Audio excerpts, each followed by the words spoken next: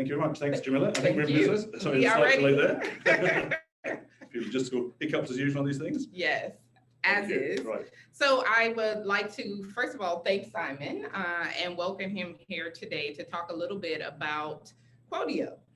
Simon Glass is the founder, and I was very pleased to have met him while he's in Bermuda. And basically, this is a matching platform for entrepreneurs and investors. So we're really excited about that because, as you know, in Bermuda, we don't have anything quite like that here. Primarily, what we see in terms of getting capital to our entrepreneurs and small business owners is debt financing. So this is very interesting and appealing to us. We would like to know more, and hopefully those of you who are on the call may actually get to utilize the platform and see the benefit of having access to investors all over the world. So without further ado, I'll turn it over to Simon and let him fill you in on Qodeo. Thank you very much. So thank you, Jamillah. So Jamillah here is, if you didn't know, the Communications and Development Director of BEDC, which is the Bermuda Economic Development Corporation. That's right. And we met a few weeks ago, and we decided to do a webinar here, both for folks in Bermuda, where I am currently before entering the US the next few days, and also for people globally. So I think online we've got folks in as far away as India, New Zealand, across the US, Europe, etc. So, okay, awesome. So my assumption is that these are all Bermudians, right? So they know me, right? But thanks a lot for that. And like Simon said, I represent the Bermuda Economic Development Corporation, and our primary role is to support entrepreneurs, whether they need educational support or financing. And like I mentioned earlier, primarily it's debt financing through us. So we're really excited about the opportunity that maybe Qodeo can present for our entrepreneurs here. So thanks for that. Yeah, so thank you. So we've got entrepreneurs, your own folks who Yes. sign up for this today. And this follows a similar event we did with Ignite, which is an accelerator here I mentor at here on the island. But it's obviously of global interest. But I thought, obviously, this is a regular presentation that Qodeo does to our stakeholders and to our subscribers, etc. But we thought that today, maybe as I start, we might explain a bit of context also around what is venture capital and private equity, so folks here can also understand how to interact with that space as well. So what we'll do is we'll go through a presentation which includes both PowerPoint and video, which hopefully will work seamlessly today. There have been a few outages on the Wi-Fi, so hopefully it's stable. And what we'll do is we'll go through this, and then as we go through it, at the end, we'll show a video, and at the end, will be available for Q&A. Great. And some of the Q&A I think might be coming through from one of my colleagues who might be able to send that through to me or voice that through. And otherwise, we'll just see what Q&A there is on the chat. But we'll do that once we've gone through the presentation, perhaps, if that's okay. So we should run from about now, which is 4 p.m. roughly Bermuda time, 3 p.m. the US East Coast, 8 p.m. in the UK, 9 p.m. in mainland Europe, and later, or early morning in Asia and Australasia. We'll go for about half an hour probably with this, and then we will be available for Q&A and take it from there. Sounds good to me. Just so everybody knows, everybody on this call is entitled to 50% discount off our service, which we'll tell you about, our matching service for entrepreneurs and venture capital private equity firms. So it usually starts from just $9.95 a month. So about a $5 a month tariff for 3 months, or for annual subscriptions at 50% tariff. But we're obviously trying to see if we can do other things for BDC members as well. Yes. So some of you know me already. I'm the founder and the CEO of Qodeo, and I founded this business.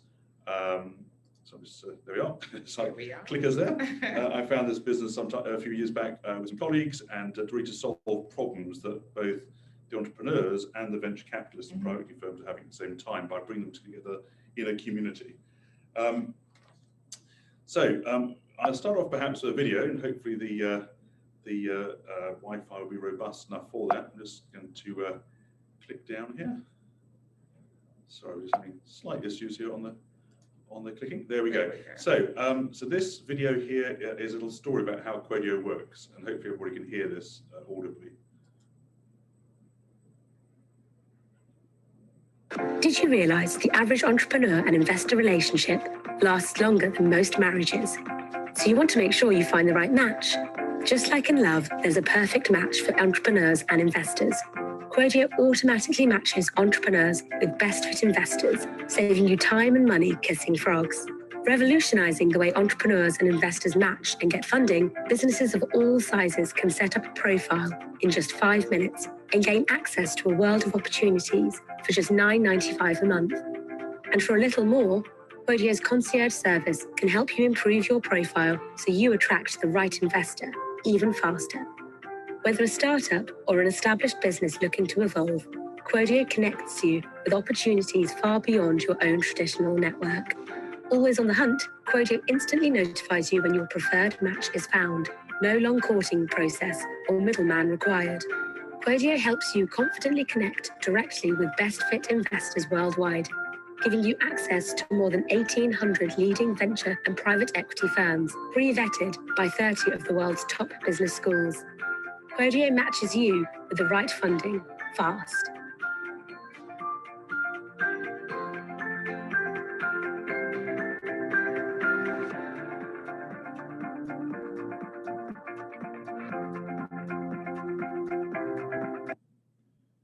I hope that was a good introduction. We're going to go on to the next page, if that's okay. Next slide. Did you realise the average entrepreneur? Don't need that again.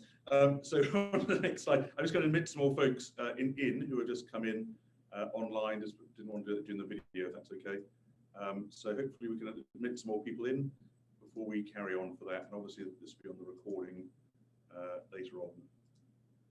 And if you want to put any questions through, if you want to put them to the chat, and you can share them with myself as the panelist, and also with Monica in our team, who is going to be sort of helping manage some of this process. Just also, if everyone make sure they mute themselves, as this is done as actually a Zoom call rather than a webinar at the moment. So if people online can just make sure they're muted, so we don't get any sort of interruption of dogs and pets and family, etc. in the background. So thank you. So to carry on, so that was obviously a bit of an intro video about what we do, and there are extraordinary sort of similarities effectively between sort of dating analogies and raising funds. And there are many things in life that are remarkably similar, one learns. You know, it's a bit like if you want to go and sort of go out dating as a single person, you generally tend to float around other single people rather than people who are married, although some people do float around people who are married. Not really the best practice, as far as we're aware. And very similarly, there are horses for courses in venture and private equity. And so it makes sense to meet the right people at the right time when they're available. And that's what we're trying to help do from Qodio's perspective. So we're trying to marry up literally investors and entrepreneurs of all stages and sectors at the right time as suits them. And I'll go and explain a few tips here for how to find your dream investor. Many of the things noted here are relevant whatever stage or sector you're at. So if you're an early stage business trying to raise initial money from initial folks, it's quite similar factors pertain. And the more you go along the kind of institutionalized or sort of professionalized funding chain, the more these factors become relevant. But whether you're talking to a business angel, who is a kind of person who may fund you at the beginning of your journey as a business, or a venture capital firm, or corporate venture, which is kind of a professionalized early stage funder, or a private equity firm, which we also have on our platform, which is more focused around later stage businesses, so existing businesses with turnover and profits, etc., trying to grow. Any kind of growth businesses, interacting with investors need to think of these kind of things.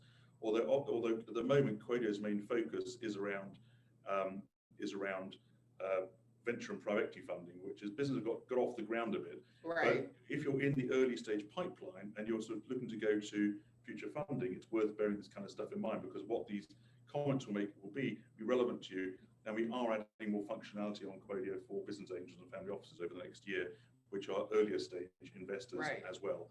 And it gets you in the pipeline, gets you the knowledge effectively.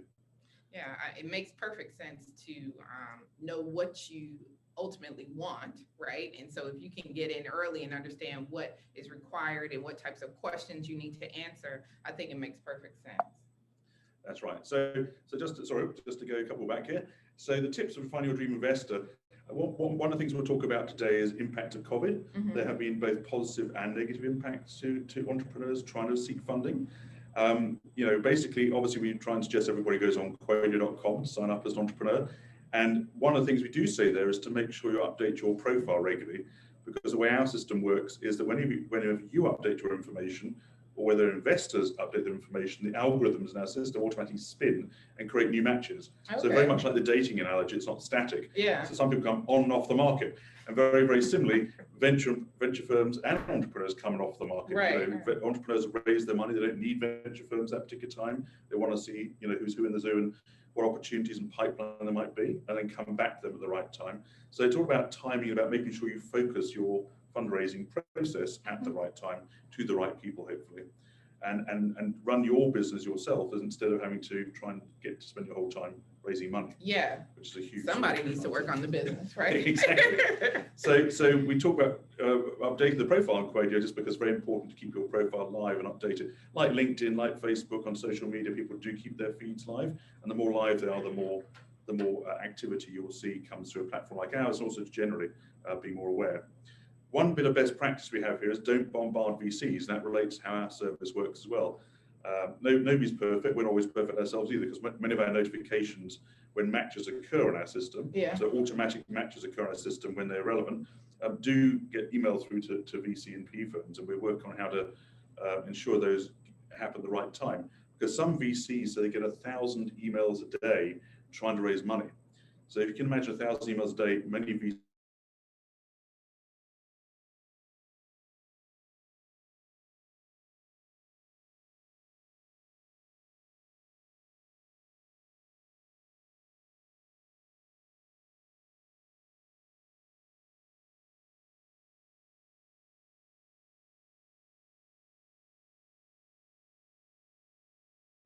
simply don't go on here.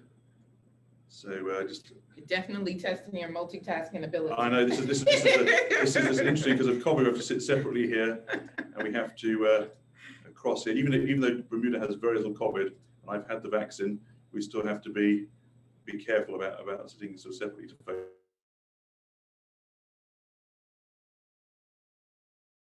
Etc. So just for the people coming in, you missed it later, but just to mention that we've only just started, and make sure you try and mute your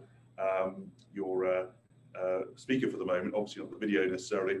And what we'll do is at the end of the presentation, we'll try and find a way to manage the through the chat to have some of your questions. Right.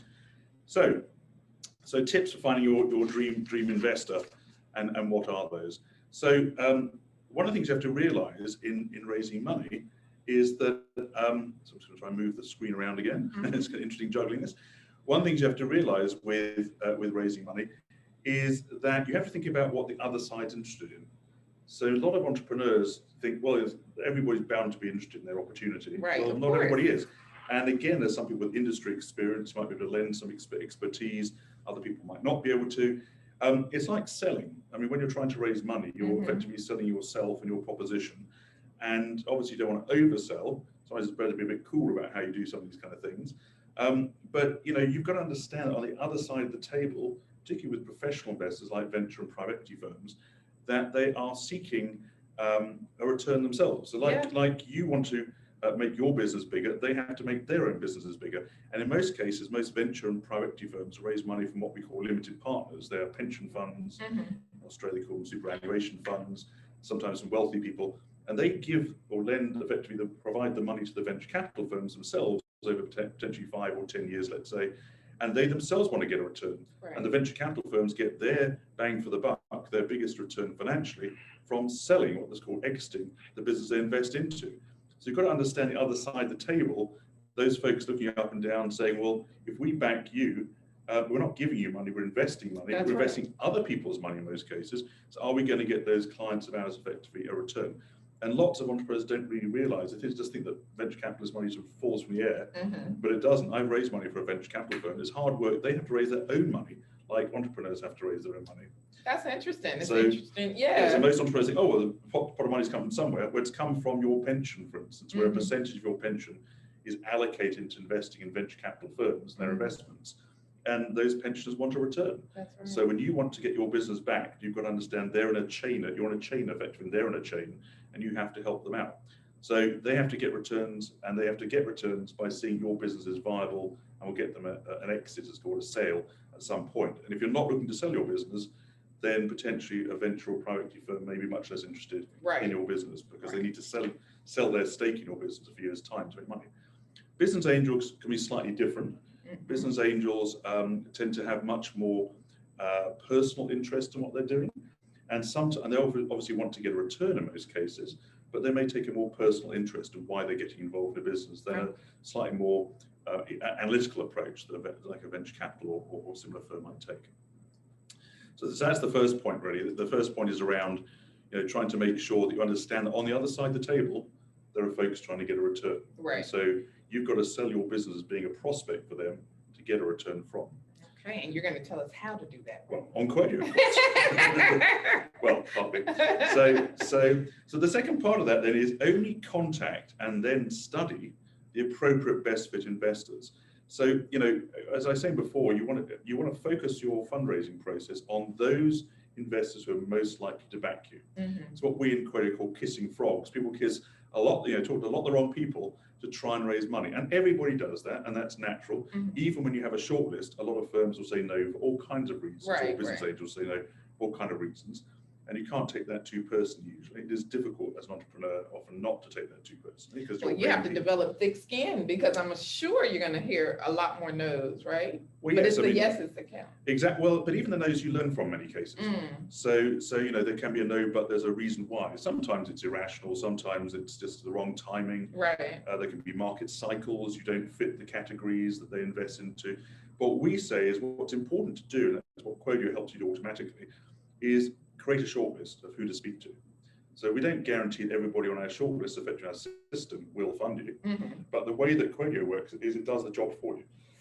So like if you go to the doctor to have medical treatment, we're not like the doctor, but if it's not that painful on Qogio, but basically you go into Qogio, you build a profile, and we will provide that shortlist for you, and then enable a certain kind of contact to be made with the shortlisted venture and private equity firms, what we call warm and hot matches. Okay. So we only allow you to go be put in touch as an entrepreneur, or help you be put in touch with those we think are the most likely based upon the information you've given us and the data we have on those firms and our algorithms together, and that's a magic sauce, a magic pot, to spin out what we call warm or hot list matches.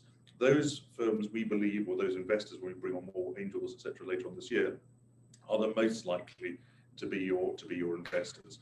And that's where you need to focus, because it's like, you haven't got the time to go and talk to all these other people. So out of those 30 or 40 you might get in your list, potentially, one or two might back you. If you have hundreds in just random lists, you'll never get through, and you'll run out of time. Nor do you want to, right? Because like you said, it's time consuming. So exactly, there's opportunity cost involved in businesses. You've got to go and run your business. That's right. And so that's incredibly important. So we suggest creating a shortlist, and we automatically help you do that. Again, our systems aren't perfect, but we're getting better all the time at the way the algorithms work. And it's like we are effectively, that's our domain knowledge. Like the doctor's domain knowledge of medicine, our domain knowledge is the funding mix and how to try and put yourself in front of the right people, hopefully. So talk to what we call best fit investors. Don't talk to worst fit investors. Having said that, some investors like to look at long list, non-shortlist entrepreneurs coming through the pipe, and they may sometimes contact what we call cool matches of the system themselves if they see what they call diamonds in the rough. So they may see businesses which aren't really kind of right now, but might be right later, and they'll want to put them on a watch list. They will be able to contact you through Qogio or other forms, having highlighted, having shortlisted you in other ways on Qogio in a way that you wouldn't necessarily expect it sometimes. So they might see something they really like in your business, but they might not shine out generally for being able to be funded. And in your system, do you have the ability to create those separate lists then? So on Qogio, what we do, so I'm omitting the odd extra person there. Okay. On Qogio, what we do is effectively, automatically, the system is constantly calculating those matches, and that may be static or dynamic depending upon when that information is changed all the time. And we will put that list forward to you, and then you have the ability to request contact with a VC or P firm, and later obviously with angels and family offices, as they call these wealthy individuals who invest sometimes, at the appropriate time. But we only enable that for entrepreneurs for those warm or hot matches, whereas the VC and P firms or the investors can contact anybody on the system, even though they tend to do what one major VC in Boston called noise cancellation, called Qogio for the venture capital community on this banner behind. And what that means is basically that, you'll see the banner in a second, what that means is basically that Qogio automatically filters inbound deal flow. So it cuts out an awful lot of noise for them in terms they can't look at everything coming in the pipe. So we're automatically filtering what's coming in the pipe, but it doesn't stop them from looking beyond what we suggest. Okay. Because they do have sometimes some quite unusual ad hoc processes. Right. So what we say here is, look, it's like dating. Note your preferences and availability before you start that fundraising journey. Another obvious thing is to make connections and networks. VCs tend to invest with those they know inside their circles. So the problem is that venture is a very small world, and there's an article on our blog actually talking about that, and that it's quite hard to get inside the trusted network. Qogio is effectively a trusted network. Increasingly, we have over 2,000. So by virtue of us knowing you, we can get inside the interview. Okay. So Qogio is a trusted network, and so the idea is meant to be getting inside the tent. So right. It's very hard for people who didn't go to the top couple of business schools in the world to know which dominate private equity and venture, to be able to get to know those folks. Most venture capital private equity firms, so they know everybody. What they know is quite a few people in their circle, in their town in many cases. And what actually is the case is there are so many great opportunities out there they often miss. They often miss, but by actually not seeing what's out there. And so we can bring them opportunities they'd miss otherwise. And in many cases, we've been told by VCs that they find opportunities, for instance, on our platform that would be from regions they wouldn't go to or wouldn't be connected into, or different kind of backgrounds. And that, so in a way, what Qodeo is doing at the moment, which is fascinating. You're making the world smaller. Yeah, well, it's flattening down those things. So if you come through Qodio's kind of actually as an indirect quality stamp, if you're a pro or concierge member on Qodeo, which is a paying subscriber, because there is a free version which has some limited functionality, but pro is for only $9.95 normally per month. We put a little badge by you, and you slightly rise up in the algorithm also if that's the case, because if you've paid for a service, you've taken it seriously, and you are therefore viewed more seriously by the by the VC. And so when the VCs look at you having bothered to go and build a profile, put something into a place they can see standardized profiles on, they can review your information very quickly and easily and look up that information. So it shows you made a bit of an effort, etc., to actually go in that process, and it's brought you inside a network. And we're going to bring out other networking related tools in the future as well. And it overcomes bias. So there are businesses often in places like Bermuda, like in other regional communities and diverse communities, which often have lower valuations because either entrepreneurs have lower expectations of what they think their business is worth. Sometimes too low, we have to help them obviously be realistic on that. But also there are circumstances where it's literally cheaper to build a business in a certain place, or there's a reason why it's there.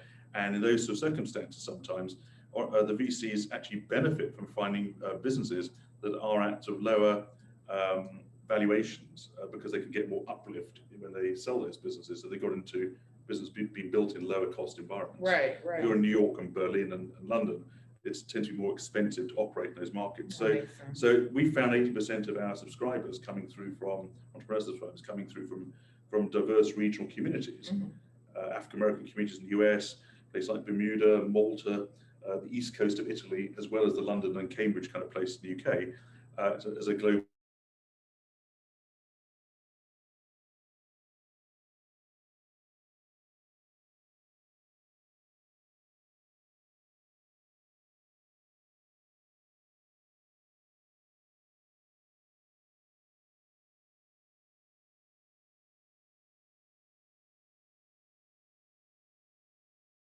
system, because correct. Well, I mean, it's very nice in the bathroom, but you're going to speak to anybody real. So we help you get in the door, and we do actually collate certain documents, like pitch document, on our system that VCs can have a look at, investors can have a look at if they want to. But once you've got in the door, we've seen some very sort of trends emerging in terms of what you should then, once you're in the door, whether it be to a business angel or a venture capitalist. I spoke to one of the, I had coffee this morning, or smoothie, one of sort of Bermuda's leading business angels this morning with Don, who we both know, and who's involved with Ignite, and he was looking through. He said these comments here are exactly relevant to business angels. Just there's different shading slightly in terms of what you emphasize. That's right. So what are some of the tips? Don't forget again, think about what are the VCs or investors seeking. So in Bermuda, you've got a very strong agriculture sector, you've got a strong fisheries sector, you've got a strong insurance sector, etc. And so there may well be opportunities that come through those sectors. So you might want to find a successful backer who's got that background. who can actually understand the industry and can help you. Sometimes you want somebody who's got a different kind of complementary skill set in what you're looking for. So we do look at what the kind of the mix of needs might be for your kind of business, which might be more subtle than just a sector, i.e. just what kind of industry you're in. There can be other things. Sometimes investors want to be passive, as it's called, so they're just looking for the return. And it almost doesn't matter what sector they're in, but then they're really financially driven. Whereas when you look at somebody who's got experience in that sector, that tends to be somebody who can really add more value in many cases to your business. So, but also you've got to understand, don't talk to a private equity firm invest in infrastructure if you're a mid-market printing business in Malta. You know, it's there's no match. It's the same as the dating analogy. And so therefore we help you do that, but people often don't realize that's one of the key initial criteria to actually look at who to get you to back you. I mean, it makes sense when you think about that. And I'm just wondering, does it matter what stage the business is in for you to determine who you should be going after? Like, should you be looking for that person that is, you know, going to be interested in you and want to support if you're early stages versus I just need the money. I don't need you to, you know, to share your input. So investors tend to look at several criteria, some which are obvious and some which are less obvious. One obvious is what sector. One other clear one is what stage of the business. So stage has been a very confusing term for lots of entrepreneurs. So we try and issue away from that in our platform from an entrepreneur perspective. Although we use it behind the scenes, because what is called stage means different things to different people. But principally, early stage means a young business growing. Then there's scale up, which is kind of in many cases often relates to tech businesses, which is about the growth of the business. And then you get into revenue and what kind of size of revenue. So there tend to be sort of proxies, tend to be different understandings of what those different stages of a business tend to be. And that is relevant to the investor, because some investors are higher or lower risk in their perspective. And some investors think early stage is more risky. But we've often found it's less risky because there are big companies go bust. You know, people think it's only small companies. And small companies are more skin in the game. So we actually found with some research in the UK that the returns for venture capital firms were often, which is earlier stage investing, were often better than private equity firms who are later stage, who are often later stage investors. You think later stage gets better returns, less risky. In fact, venture was less risky than private equity in the UK to a certain extent, because you have a lot of these big implosions of private equity-backed businesses sometimes. So the more the management has skin in the game, the more the management is close to the action, the more action in many cases they want to make it work. The more it's just managerial, people kind of be a bit hands off. So strange enough, early stage businesses we think are often more robust. But you have to understand the risk profile of your investor and relate that the size of ticket size they do. So if you need $1 million and you go to somebody who like a business angel who can afford $10,000, it's going to take you a long time to get to $1 million. You can piece it together, but if you go to one investor, you pay a check for $1 million, off you go. So it makes sense in many cases trying to see who you need to stitch together for your investors, and so different investors suit different size of tickets, which relates to stage of business, because most early stage businesses don't need $100 million to start with, whereas a later stage business might.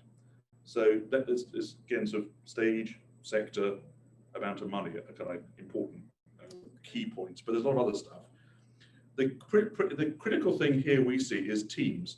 So teams, or the people behind a business, are by far the most important criterion for most sectors, and we'll show you a bit later that it does vary by stage of the business. So again, how they evaluate you, and therefore how our algorithms work, varies a bit according to how developed your business is, how important teams are. So, and I'll show you some data we picked up recently in Boston with the Boston University project that shows how important that may be.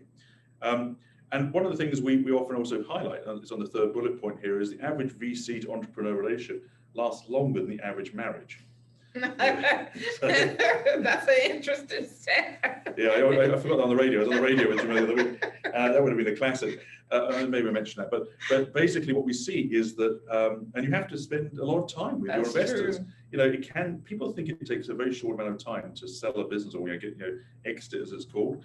It can take 10 years from where to go, from beginning to end, before that relationship, that VC ends. Wow. That's a long time. That is. we're on that 7-year itch, and you've got to get on with these folks. You see them probably more than you see a partner, if you're working hard, etc. So that relationship is incredibly important. So the team thing is about a few things. Team is about what is your skill match to that particular need. Can you do what is required? So just having a resume at the end of a document isn't actually the key thing.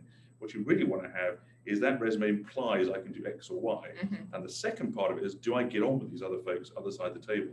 And that's more or less relevant at different stages of the business as well. Right. And that relationship is incredibly important. So team is definitely an earlier stage business in a location like here. Right. Number one. So, you eyeball the person. Do you trust them? Do you want to work with them? Do you get on with them? It's not always, it's a personal chemistry thing. The next thing is important, obviously, is defensible products. So you don't necessarily have to be the only company in town doing what you're doing. People always ask about competition. And actually, I remember hearing business school once from a major speaker that actually competition is a good thing. It makes you sharper. And it also proves there's a market there. Yep. Everybody says, oh, it's terrible, you're competition. Actually, competition is not the worst thing.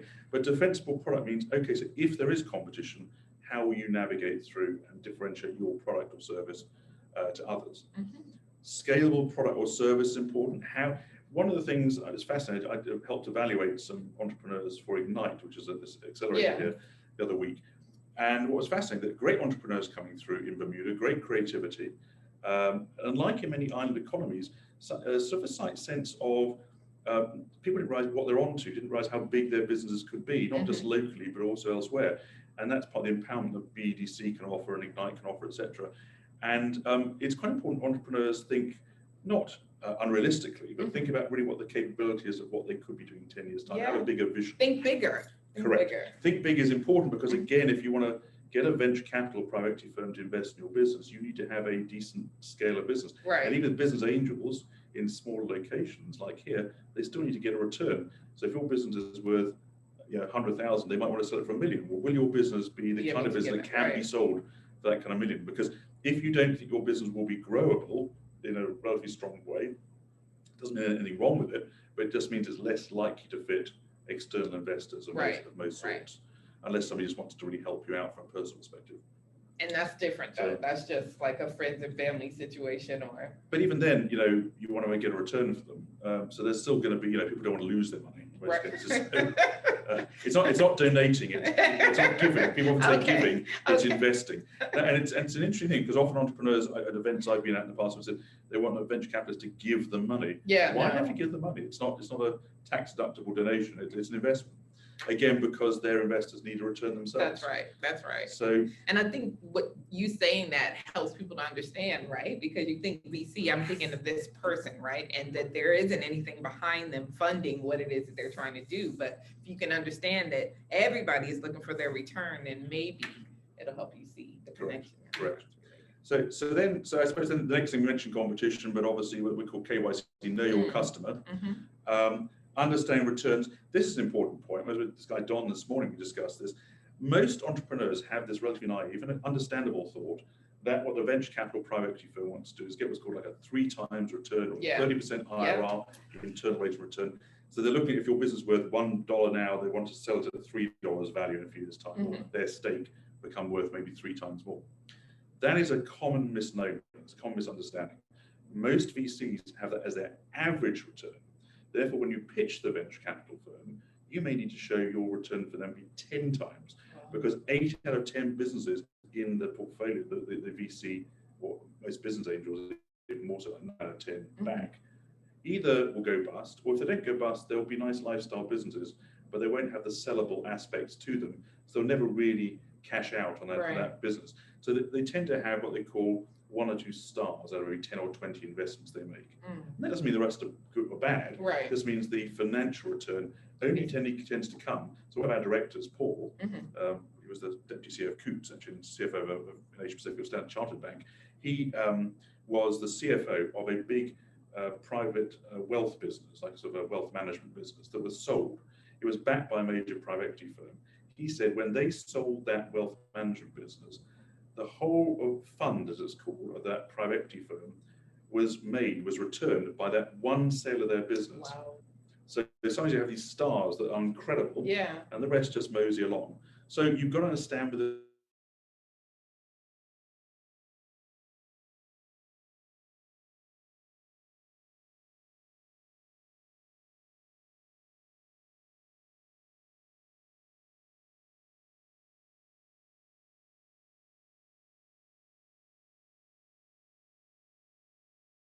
VCs, they look for everybody to be a VC.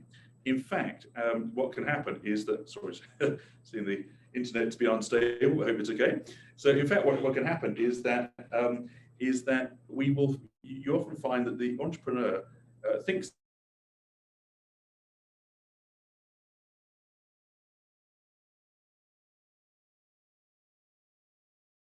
that, and the VC, and it's quite hard for them the way they manage themselves to back more than one type of exact type business. They may invest in multiple SaaS businesses or multiple fisheries businesses or whatever it might be, but they wouldn't invest in two very similar kind of businesses. And often entrepreneurs think,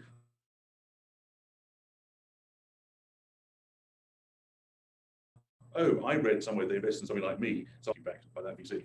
So there was kind of counterintuitive stuff going on. So, and that's kind of built again into where our algorithms work. And think about exits. People asked me the other week at the Ignite event, what is an exit? An exit is a sale of your business. So at the end of the day, most venture capital or business angel or private equity or family office investors need to get a sale of your business at some point. They won't hold it forever. It's not like how some people hold property forever. It's not like that. They, in most cases, with their investors, have agreed to get their returns back to them in between 5 and 10 years. And it's actually taken longer. People think it takes less time to build a business. It now takes longer than it used to take. But it generally takes 5 to 7 years at least to get an exit. So you've got to be in that business dedicated. It goes back to the team thing. They want to know you're going to be there for a long time. There's all kind of team dynamics that happen and stuff. People have children, people get divorced, people's lives change, the businesses change, and it's very hard to sort of navigate through that path. And the VCs are trying to see, or business angels, will that person be dedicated to that business? So people often say, I spoke to somebody yesterday actually in France who did our first research project for how we gather our data with Cambridge University. He remembers when I used to have a day job when I first started this business. And he said, well, nobody's going to back you then. And when you got like a proper backer, the first really major backer we had was a guy called Sir Harvey McGrath. We had some other backers beforehand who were very supportive of the business. But a funding round we started with a guy called Sir Harvey McGrath, who was chairman of Prudential and chairman chief executive of the Man Group. He said to me, basically, you need to be dedicated full-time to this business, then I'll back you. Because business angels like that often say, look, if I want to back you, I want you to be dedicated. That's right. And that was fantastic for me for all kind of reasons, but made it possible. But he also eyeballed me and said, I can't have you having a day job and doing this. Where's your loyalty? Right, exactly. And sometimes we'll have to start up businesses part-time. There are all kind of things going on in their lives. So that can make it difficult to raise investments. So it can be chicken and egg. And so often it's good to say, if you back me, if I have enough funding, I will then focus on this. But I need to have, and people have to be realistic. Entrepreneurs have to get paid a salary and stuff, but it doesn't have to be the same salary as elsewhere. That's all. They often, people want to see a bit of a discount of that. So that's that. So I mentioned before about what's important, and we'll circulate these slides afterwards. But these criteria of what's called key investment criteria came out from a very recent project we did with Boston University from our research partners. So we get our data on the venture capital and private equity firms. Principally, we have a number of ways to do it, but principally from in-person interviews we do with venture capitalists around the world. And we do it with 30 business schools around the world, Cambridge University, IMD in Switzerland, Boston University in Boston, for instance, Georgetown in Washington. And we send MBA students to interview venture and private equity firms. They gather data that's proprietary, fascinating data about what we call soft as well as hard metrics, about the get to know, how do you feel, value add type stuff, which is not really captured by anybody else. And it goes into our database. And from that, they gave us a resume of certain factors that were important in the Boston market. And these are actually generally quite important in general, globally. They vary a bit by location. So there are 3 pie charts here. And the top right-hand corner, they interviewed some angels from the Boston area, business angels, who are early-stage investors investing into early-stage businesses. Smaller licks, small amounts of money, earlier businesses. And 62.5% said that the key factor for them backing a business was the team or the people. 62.5%. And the second factors were potential market and business model. but team was basically 2/3 their decision. So when you evaluate early stage entrepreneurs, you realize they might pivot, as people call it, or they might have to change their business model, because of course you have to be flexible as an entrepreneur along the way. And you often find a different model is relevant. You'll happen upon so many cases, but it's the people that they back primarily. When you look at venture capital firms, it goes down to about 30%. So it halves between the business angel decision and the venture capital firm decision. Because what becomes important then is a number of other factors more about financials, the business plan, the deck you have, the growth, what achievements you've had, what milestones. But that's understanding you've graduated. So your team becomes still very important. It's probably the most important factor, but it is not the only factor. And then you get to private equity, which is late stage transactions, very big deals being done, and only 5.6% decisioning comes from the team. So it shrinks from 60% early stage business, 62, to 5%, because people think that management is replaceable effectively if there's a problem. And what they're really looking at is existing cash flow, how do they grow and turn around that business. And I would think that well, I know you don't like to use the stage word, but at some point they're going to be way past the early stage. So these private equity firms are looking for more well-established businesses, right? Where they can clearly see how they're going to get a return on their investment. Correct. So it's a different decision. It's a different kind of stage of business, therefore a different decision. So then deal flow and stages. Sorry, this little pop up here, going from coming from the Zoom call. So deal flow levels and stages is what this next slide is called. What's important to understand from the entrepreneur's perspective is you always think your business is the best in the world. Of course. Actually, some people lack confidence. One of the things I thought was quite, it was really, didn't really make sense for the quality of the entrepreneurs I saw the other week at Ignite, is many of them lacked confidence. And one of the things that BEDC and Ignite, this kind of organization, do is inject confidence and structure to help entrepreneurs grow. That's what accelerators and this kind of programs tend to do. So they're ready to go on to venture capital firms, because it is quite a tough road in various ways. But you need to have some confidence that your business is the right one. But a lot of entrepreneurs get annoyed that VCs spin off and private equity firms and angels spin out a lot of opportunities. Now, sometimes VC firms get it wrong. It does happen that people get it wrong sometimes in terms of who they're going to back. It does happen. But what also happens is that often it's that criteria thing. The entrepreneur has, for no fault of their own, not understood the VC industry, because you can never fully understand it if you're not in it. And you need to understand as best as possible.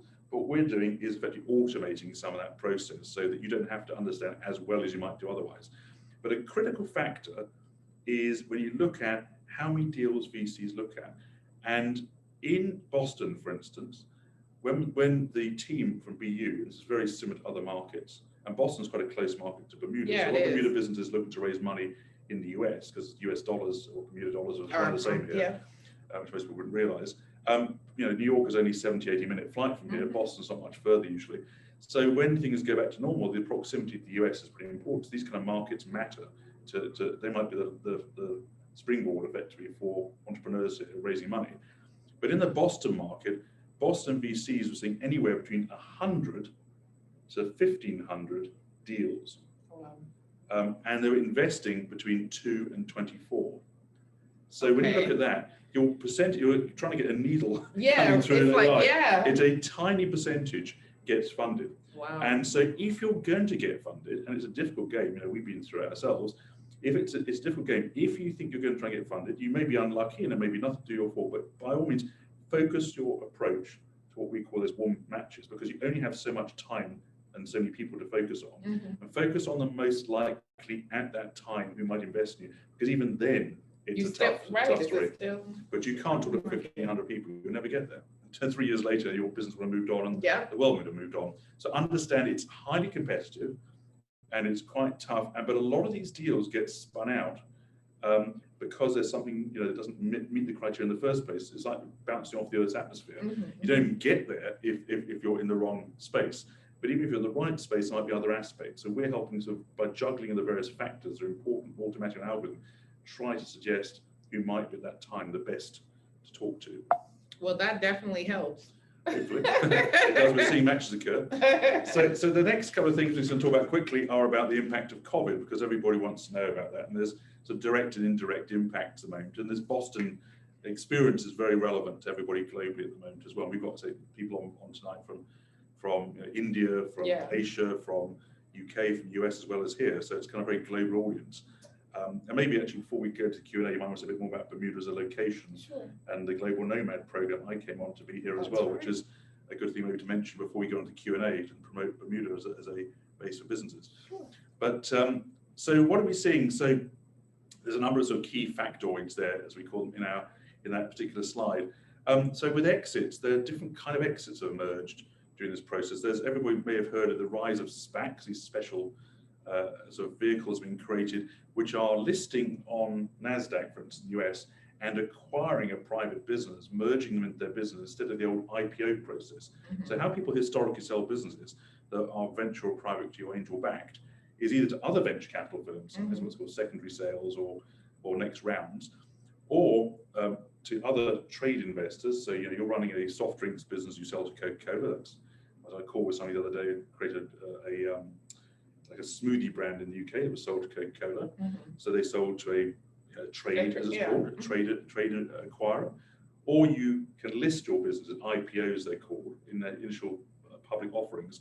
And those markets go up and down a bit. And a version of IPOs that's emerged recently is these SPACs, a very peculiar thing going on in the US at the moment. And they're very highly valued at the moment. It's one way of sort of backdoor listing effectively your business. There are backdoor listings in some countries they're called. There are ICOs, which are coin offerings using Bitcoin. There's all kind of ways of monetizing selling your business at the end of the day. And VCs are looking at it, but there's been some rise of different kinds of ways of doing it that have been out the back of COVID. And one of them is what's called SPACs, which is a new entity. And so there's also changes in the way the world's been. So online platforms, we're an online platform.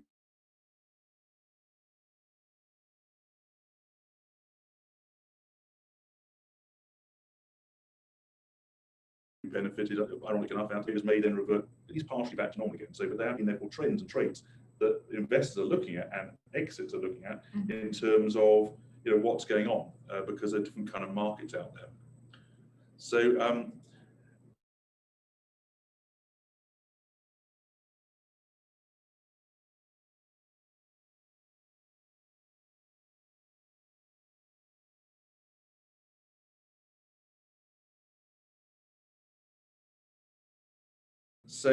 and then we'll wait and see how that pans out, because obviously it relates in the day to how much you can sell your business for. You're in a whole chain, but it's rebounded in the US, but it hasn't rebounded so much in the UK. But in fintech businesses, for instance, financial technology, we're part of, it's rebounded big.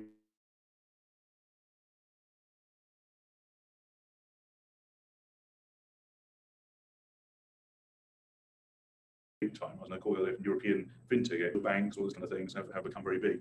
How venture and private firms close deals and how they meet entrepreneurs has changed. So platforms like ours are being adopted. I was going to say you're winning, right? Yeah, because you can then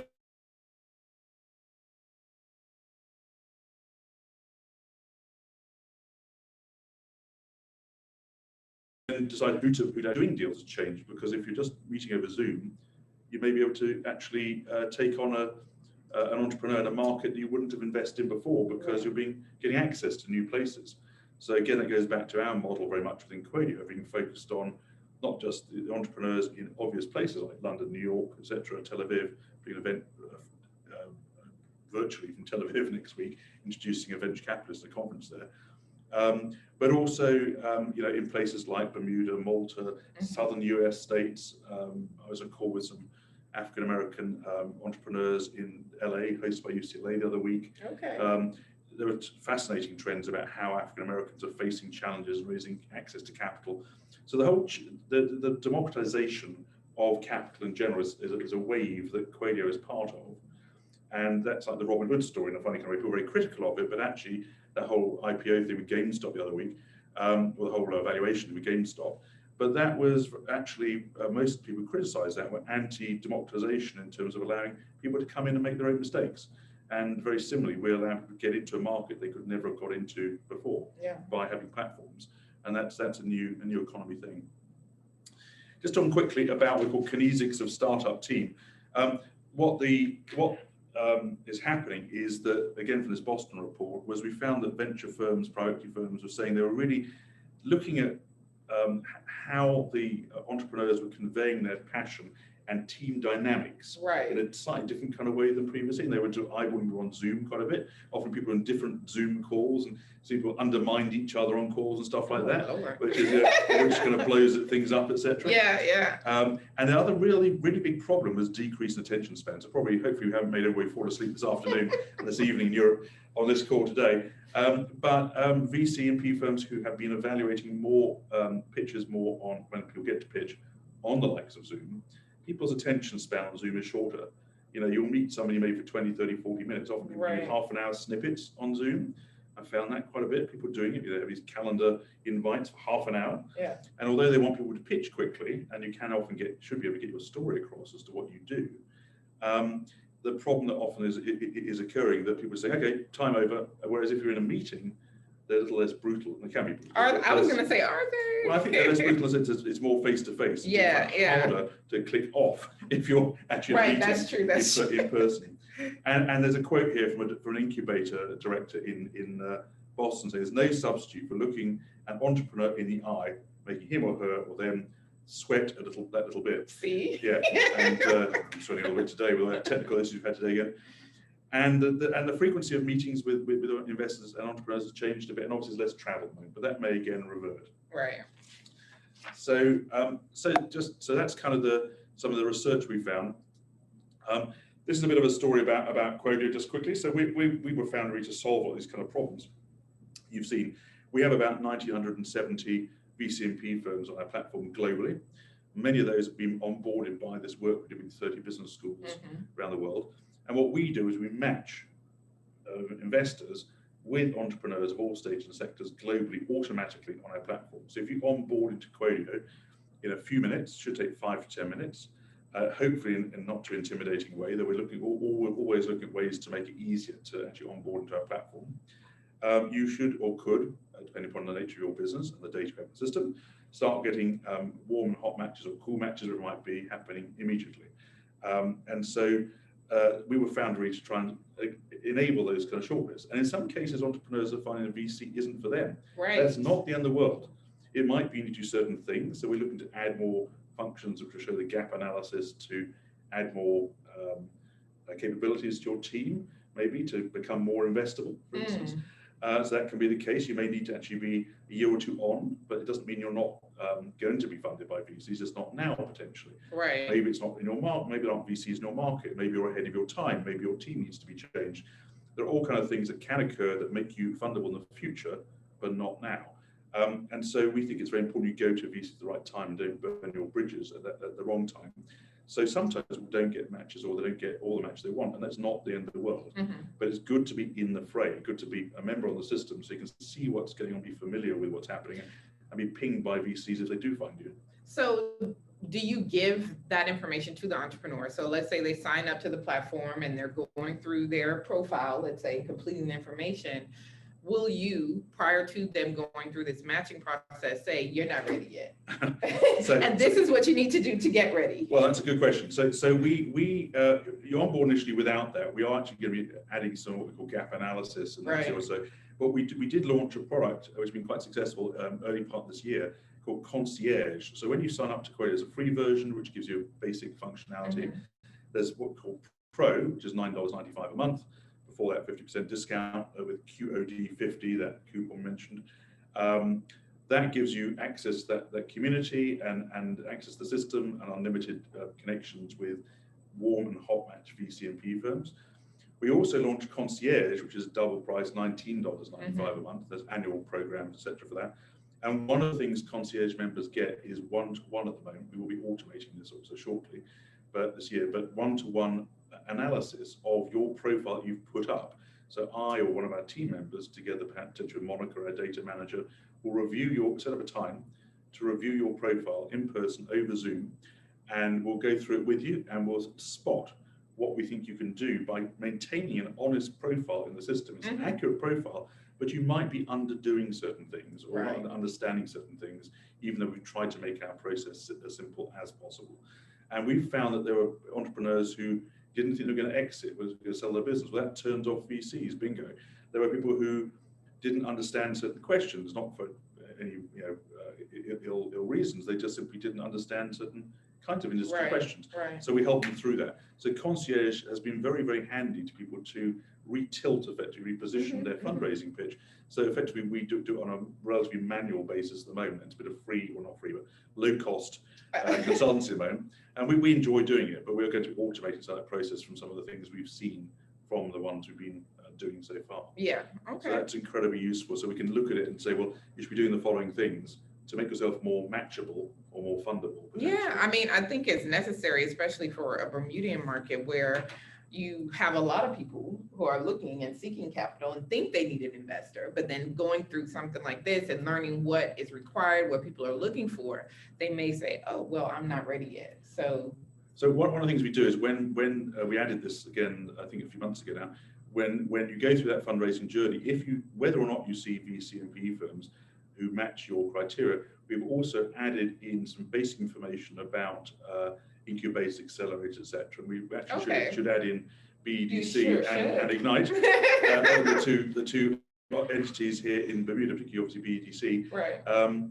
Into that, so for Bermuda, so that when entrepreneurs in Bermuda come through our system, who you may not even know, we might be able to kind of redirect in your direction. Okay. Because often they need those skills and help before they should even engage in this journey. Exactly. So there is we have got some embryonic kind of, some help there. Okay. But it's more basic at this stage, but we are enhancing that shortly.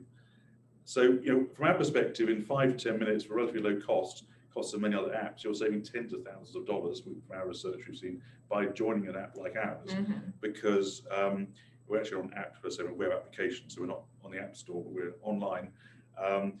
What happens basically is if you sign up to our system, we think from research done with a couple of major business schools, Cambridge and Siena Business School in France, we found that entrepreneurs could spend tens of thousands of dollars or euros and hundreds of hours stuffing around doing what our system does for $9.95.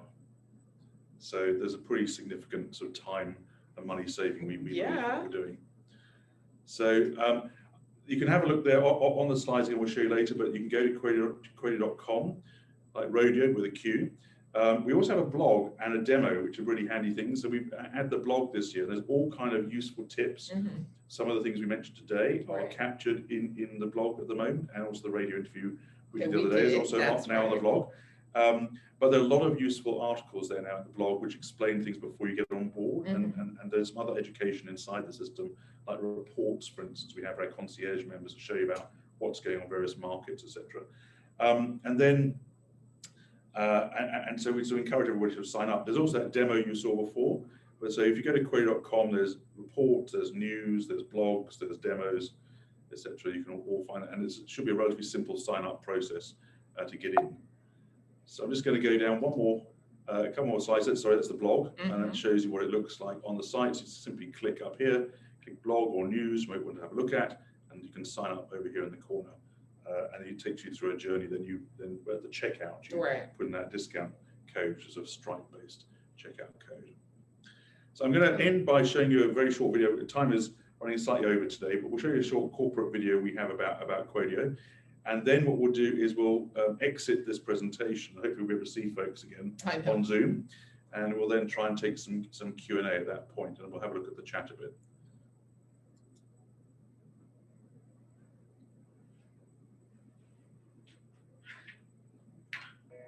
As an entrepreneur, venture capitalist, an advisor, and a banker, I was so frustrated to find that I couldn't raise funds easily, build pipelines. I thought there must be a better way. And drawing on experience at a business school here at Cambridge and other networks I'd built, I put together a team to solve those problems. And that's how Qodeo was born. Qodeo is the app where entrepreneurs, venture capitalists, and corporate advisors can find best fit funders, network, and build pipelines. In our research, we found that entrepreneurs spend thousands of pounds and hours trying to identify who might fund them. We found a way at Qodeo to get entrepreneurs to speak to the right venture capitalists, saving both money and time. Qodeo is available as a desktop and mobile app designed to connect people across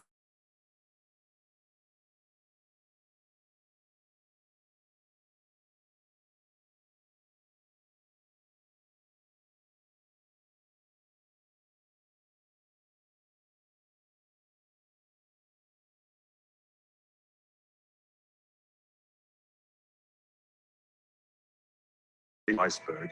If you can imagine, all these entrepreneurs and venture capitalists are sailing along trying to make decisions based upon what they can see above the water, the 10% of what they see above the water.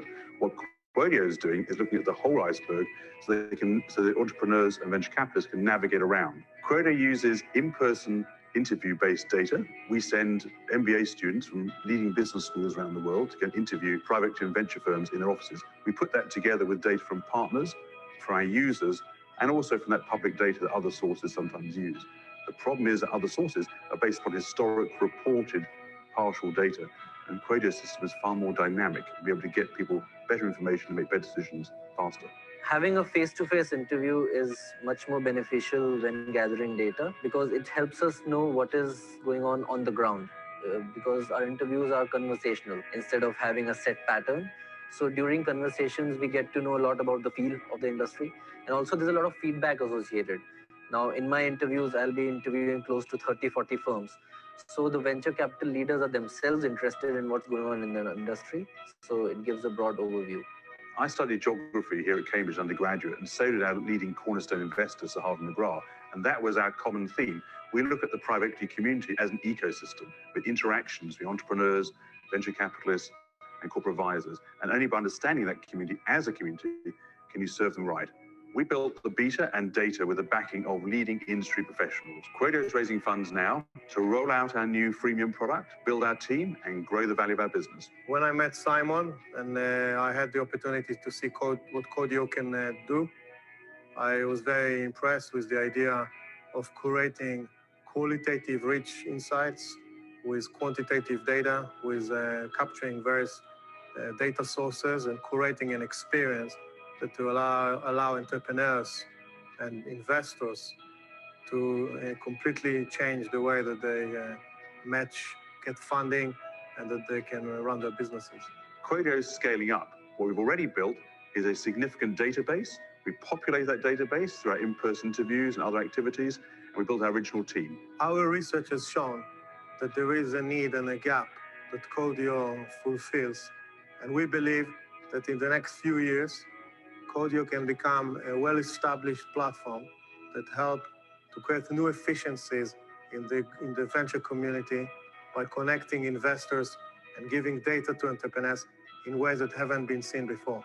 Qodeo's users get to market faster and better. Our entrepreneurs find funding, venture capitalists identify opportunities, and corporate advisors build pipelines. In 5 years' time, those folks will be more successful, and Qodeo will be the leading data platform for the venture capital community.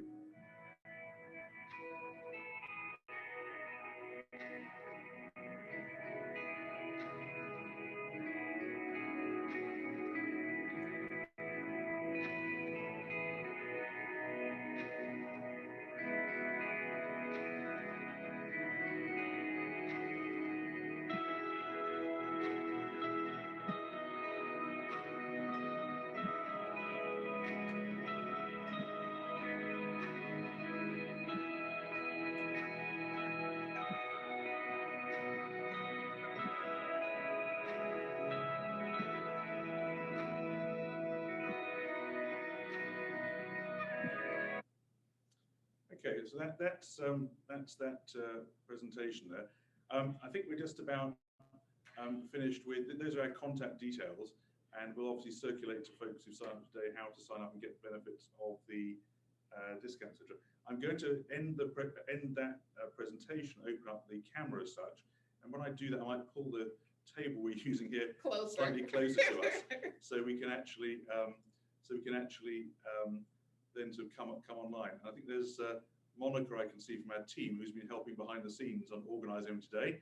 She's over in Europe. I see we still have quite a few folks here. Because of some of the issues we've had on Zoom today, it might be easier if Monica might perhaps voice some of the questions we've got coming through the chat. And if we get a chance, we obviously might like to try and get people to say their piece. But I thought what would be good is to get perhaps Jamillah here, yes, to say some words about Bermuda. I'm just going to try and also unmute there. There's a way I think to pin this, but I can't quite see it in this distance. So you can actually see, you're seeing Monica more than you're seeing more than seeing us at the moment on the screens. I'm just going to try and, nothing about that, Monica. Monica's on our team, so happy to have you on board today. I just want to try and bring this forward slightly so we can try to manage this, because we had to change rooms today. So how we're doing it. So if I pin this, I think that should give you There you go. There we go. There we go. So this is Jamillah here from BEDC, and she's going to say a few words if we can before we go into Q&A about Bermuda, about a place for entrepreneurs, nomad, etc. Sure. So I'm surprised you changed your mind about this, because when we talked before, Simon said he was going to be very hush-hush about this digital nomad. He didn't want to tell people about Bermuda, right? No, but essentially what we're trying to do is encourage people who have had to work remotely anyway to consider Bermuda as a jurisdiction, to actually come here and work for a year. So we have a work permit called the Digital Nomad. You can apply for that. You can access it on our government website, which is gov.bm. And then the application process, all the details with what is required to be considered are there. But essentially, like Simon, you could be working in the beautiful Bermuda, doing your regular work, working remotely for at least a year. So yeah, so I came here partly because I knew Sean, who is the manager of Ignite, which accelerated here from a London venture capital connection. I was here effectively on more of a vacation officially, and then what happened was that he told me about this program. And because we do so much work in America, Bermuda has great access to America still, even in the COVID era. So I had a PCR test today to get into America tomorrow, but it does allow access into America from here, which is only a very short flight, and we're doing a lot of work in America. You can't currently fly as a European directly into America. So this has been this fantastic bridge between, we're a British company, but we're actually forming an American, as an American company at the moment as well. And that's enabled me to bridge those two. So for people who are doing business transatlantically, it's been a great base.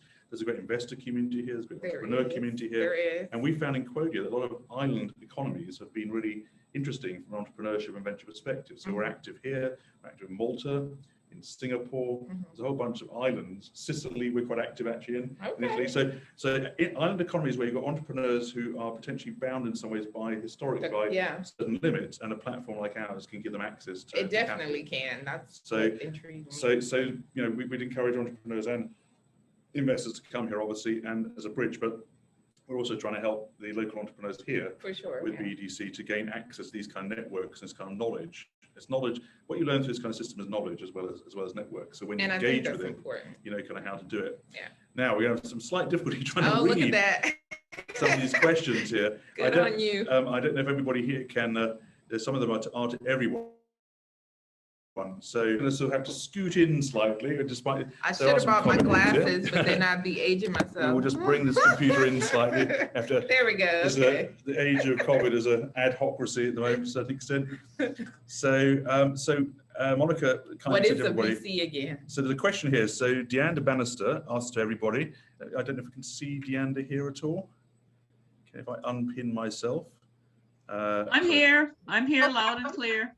Hi. I see where you are here. So Deanna, try and see if we can find Deanna. There she is. Her camera's not on. Is your camera on?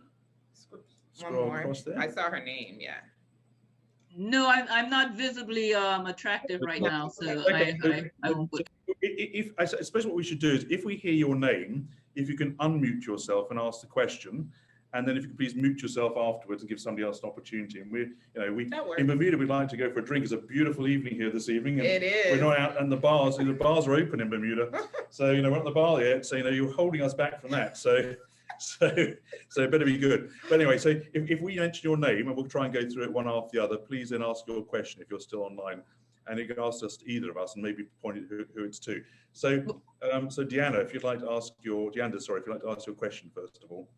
Well, yeah, I had asked what was VC because I came in probably after you had introduced it, and some persons ably addressed it. A venture capitalist, is it? So that's a new terminology to me. And then my second question led to, it's sort of like a tongue-in-cheek thing. I would want to consider myself now a VC because I have some monies that I do want to invest. And I was just, I sent a message to Monica to work out if I put in so X amount of dollars into your firm or a firm like yours, you know, like what would be the return, and just throwing things out there for that in that way. I would like to, I have money to invest, and I would like to Or dangerous form, admit that. Because I entrepreneurs in Bermuda, you're everybody's going to come after you. With, Lots of people have taken to Switzerland over the next week and bring some documents with them. For those who haven't been to Bermuda, Switzerland's a famous inn near the airport where they serve some rum swizzles, they call it. Once you're in there, you don't escape. So entrepreneurs will be in there, bringing you in there, and the rest is history. Okay, so just to explain a couple of things, quite different aspects there. So first of all, Qogio is not a fund management platform. We're not a crowd funder. We don't manage money. We're like a dating app. So what we say is often, you know, dating may be for money, but that's not really the idea. So we are introducing parties, we're introducing investors and entrepreneurs on a caveat emptor kind of basis. We're not a regulated fund manager. So we say, based upon the information you've given us, based upon the information those folks on the other side have given us, that we think these are the appropriate matches, you go off and do the deal.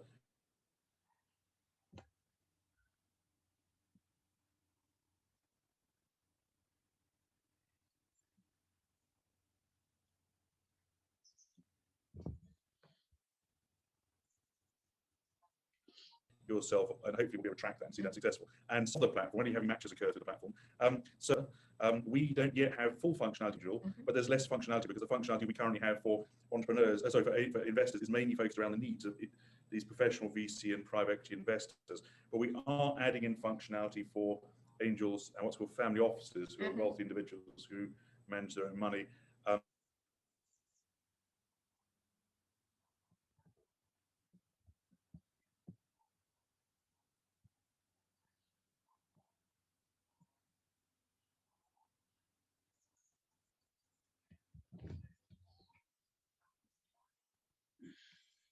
Later on this year, hopefully. And there are various angel platforms around as well who we sometimes cooperate with, crowdfund, etc. And I know Ignite here, for instance, coordinating a number of angels on the island of Bermuda together to help some of their folks who sometimes overlap with BEDC. What is venture capital? So basically, there's a continuum. I used to teach business years ago, and it's a whole lecture and a half, but basically,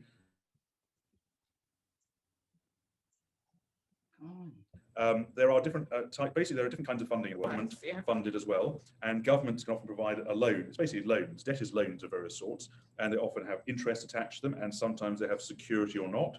So security means with the loan basically that you have to personally or by business guarantee the value of what you've borrowed. Some loans are low doc from governments, as they're called, where there isn't a guarantee, you just have to pay back the money, but all they're seeking is the money back over certain terms. And Bermuda government runs a program, like British government runs programs like that, and different forms of debt exist.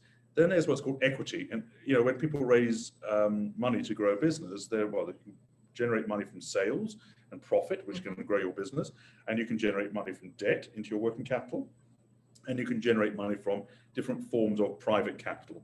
And private capital are principally business angels, family offices, venture capital, private equity. There's a few other things around there. Basically, business angels are individual people who put in their own money at their own risk. It depends what kind of terms they do, to take a stake in your business. So all equity is where people take a share of your business. So debt, there are certain forms of debt that look a little bit like equity, things like convertible notes, where debt can convert into equity. But equity is basically where somebody takes a stake in your business. There's all kind of different ways that can be done. The lawyers are better explain the details of that. But in other words, if you get a venture capital business angel investor into your business, you may sell them 20% of your business. They then have 20% of your business going forward. So that's why you have to get on with them, because they may put in various controls and other kind of things like that as well. So a business angel or private or venture investor will take a stake in your business. They'll own part of your business in return for that money, for which they'll also have certain controls. And the way they make their money, they can make some money in funny other ways, but the principal way they make their money is then to sell your business. So business angels are individual people. They may have made some money. They may be partners in accounting or law firms who put in many cases, $5, $10, $20, $50, $100,000 into a business. You have a few folks in Silicon Valley, they know as super angels, who are multi-billionaire type people who cut $1 million checks when they like something. And that's what's called like a super angel. And you have angel groups. Where are they? Where are they, Simon? They're buying us drinks tonight. Okay. but no, there are some of those folks in Silicon Valley. There are some people like that. There's a few folks like that around the place. But there are also angel groups. So you get groups of angels working together sometimes in certain ways. And there are pluses and minuses to that, because there tends to be a bit of a herd type mentality there. So everybody kind of follows. Yeah, so one person does it, they all follow sometimes, as opposed to them making individual enough decisions. Then you get venture capital firms. They'll be investing usually anything from several $100,000 from what's called seed or very early stage funding through to sometimes billions. And it varies according to location, that fund, your size of your business, how much they raise. In the UK, the smallest VC firms tend to be about £35 million in total that they manage, which means it may make lots of little $1 million or $500,000 checks. And then there's some multi-billion-dollar investors. One of the people on this event I'm doing Tel Aviv next week was the co-founder of Apex, which is one of the biggest venture capital firms in the world. I introduced him at an event in Tel Aviv, in a real-time event 2 years ago on a rooftop at an event, and he set up this firm that's multi-billion. And sometimes when they write checks, they can write small checks, but they also write multi-$100 million checks to certain businesses. And you'll have seen the other week Robin Hood. Some of the backers of Robin Hood, big private equity firms or venture firms in Silicon Valley, wrote multi-billion checks over one weekend to keep Robin Hood afloat. So, there's different scales. So just because I'm in a venture capital firm, they may have millions or billions under management, as it's called. It varies. And private equity tends to be usually deals of $5, $10, $20 million pounds upwards, which can be multi-billions. So groups like Carlyle manage hundreds of billions. Whereas there are groups who invest in mid-market businesses. You might want to invest in a fisheries business or a canning business or a drinks business, who might want to grow it to a certain stage and then sell out. So you get different kind of size and stages, but basically the difference principally is size and stage, but also that you get professional managers in firms. So a venture capital firm have effectively employees, don't call that, but whereas the business angel will be one person or one family will make a decision. I think we've probably covered quite a bit of that in quite a lot of detail.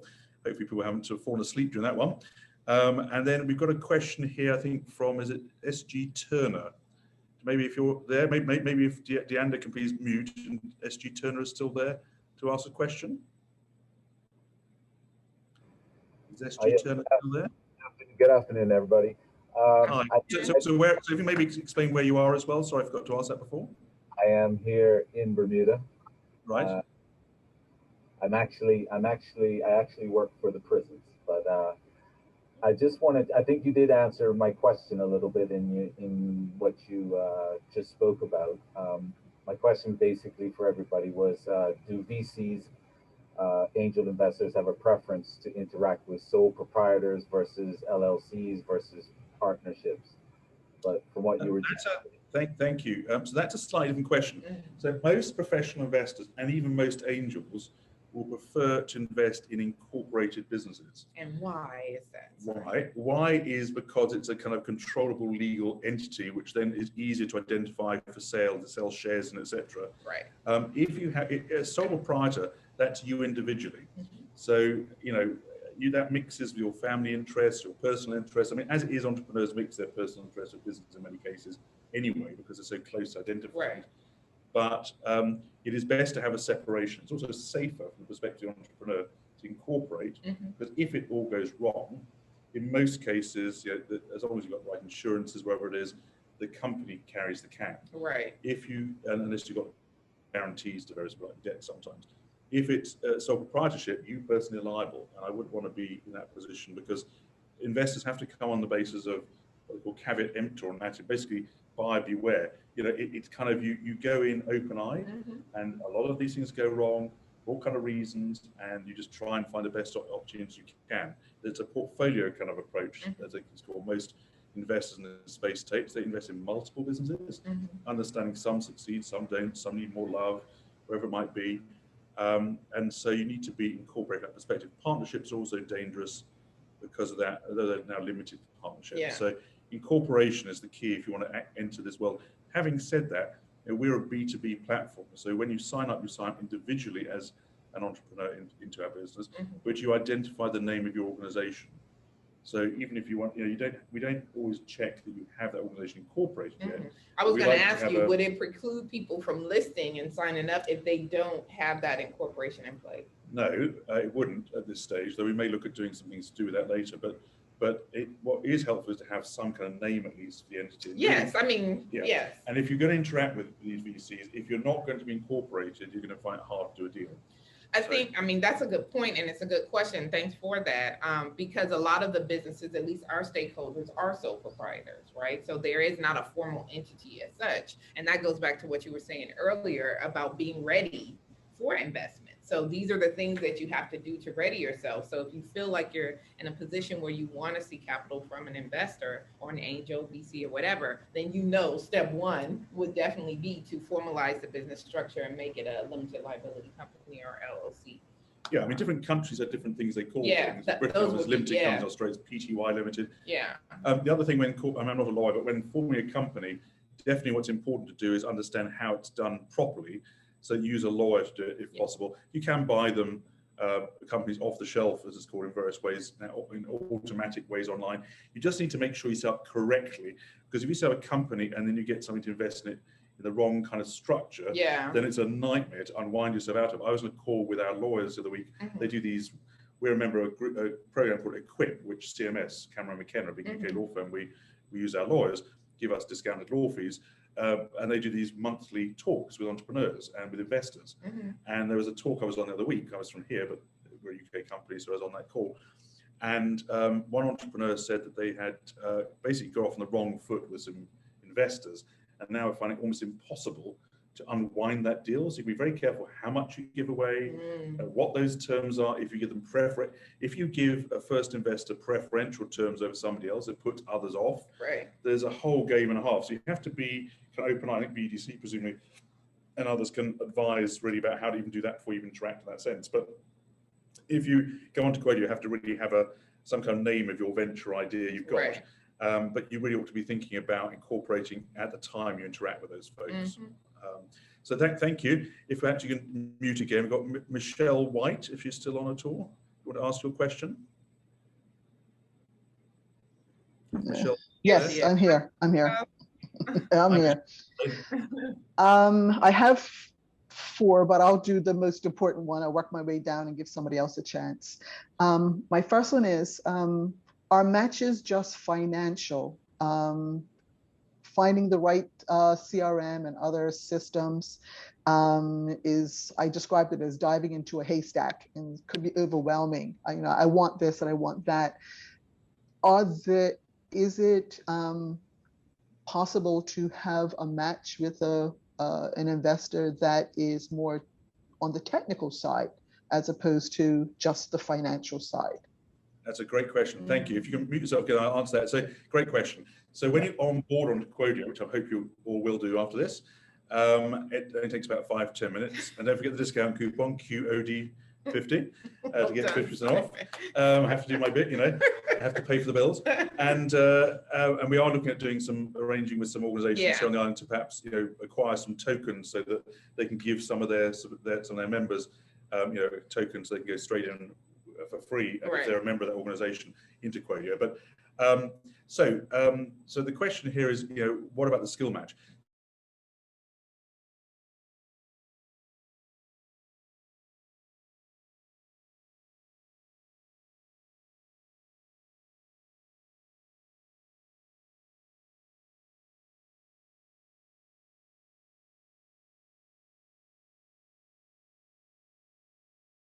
So we ask you as you're on board, oh my God, turn off number 1. So, and I can't tell you how that wasn't true for that person. There's nobody on the call today. So it's kind of, you may actually have got wrong sometimes what you think you are offering in the first place, and it might be you need to add more. So your team might need to be bigger, you might need to add more skills. So we do ask you that.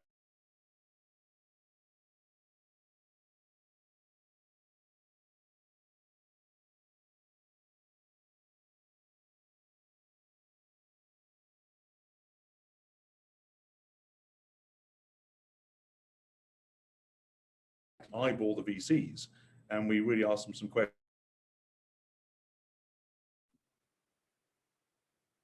Is actually what they do, because sometimes they misunderstand And you need to have one of the most important factors with earlier stage businesses we found, and it is scored on our system, and it does make a difference in how algorithms work, is the stage of your business is incredibly critical in terms of the love you get from the VC, or the investor. So early stage entrepreneurs typically need a lot of love and a lot of patience and a lot of kick up backside sometimes, but a lot of love, tough love as they call it. But they need to get on. They need to be able to kind of empathize to a certain extent, as well as be driven by milestones. The later stage of the business, the more it becomes a financial, clinical kind of discussion. Right.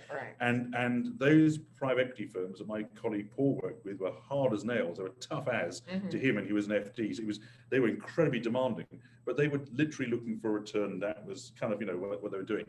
And so it wasn't wrong, it was what they were doing. So an early stage entrepreneurs are going to probably burst into tears if you drove them like that. So you need to make sure it's not just a skill match, it's also a relation match. We're not perfect there, but we are trying to look at the attributes required. So if we see you're from a remote community, a diverse community, you haven't raised capital before, we ask you questions that try to match up against the right partners. And again, it's like that dating analogy yet again. It's like, do you have certain proclivities that you like? It's very similar in this circumstance. Are there certain things you like or need help with that can be offered? And it's a very similar kind of analogy. So thank you, Michelle. Perhaps we can try and give somebody else a chance here. So we've got, maybe mute yourself, we'll try and do what we can here.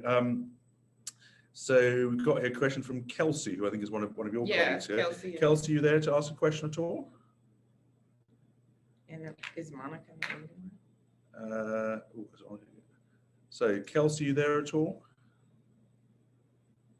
Don't know whether she's still there. Can't hear her. So Kelsey asked about she's there, but well, she may have asked the question, may have gone, but she asked about whether we have video game development as one of our categories. Is there a way to tell investors you're familiar with the video game industry? That's an interesting one. We're often adding and changing categories. Maybe Monica can note that down actually, because Monica handles a lot of our data and social media management stuff. We've actually been looking at continuously updating our categories. So when you sign up for the platform, it asks you what kind of industry are you in, and it maps you against effectively others in your industry. And there are continuously new industries bubbling up or new opportunities bubbling up. So that's probably a category, if we don't have the one, we should probably add. You would probably be covered in tech generally. Okay. Because so tech is a sector. Just select tech for now until such time as. But there'll be like a subsector of tech. Video games. So you've got tech, you've got industrials, you've got all kind of different major sectors. And under those sectors, we have what we call subsectors. And video game development be a subsector. But it's a good idea if we don't have that to add that. Perhaps we got, so Monica's just said the video is available on our website, it will become available. Some video here she's talking about here, maybe today. Today's video will be put onto YouTube, will be made live later onto our blog. I just wonder whether Tom is there. Tom is a European consultant working with helping actually government grants, those kind of things in Europe. He's in Nottingham in the UK. We know Tom. Is Tom still there on the line at all? Hi, Simon. Hi, everyone.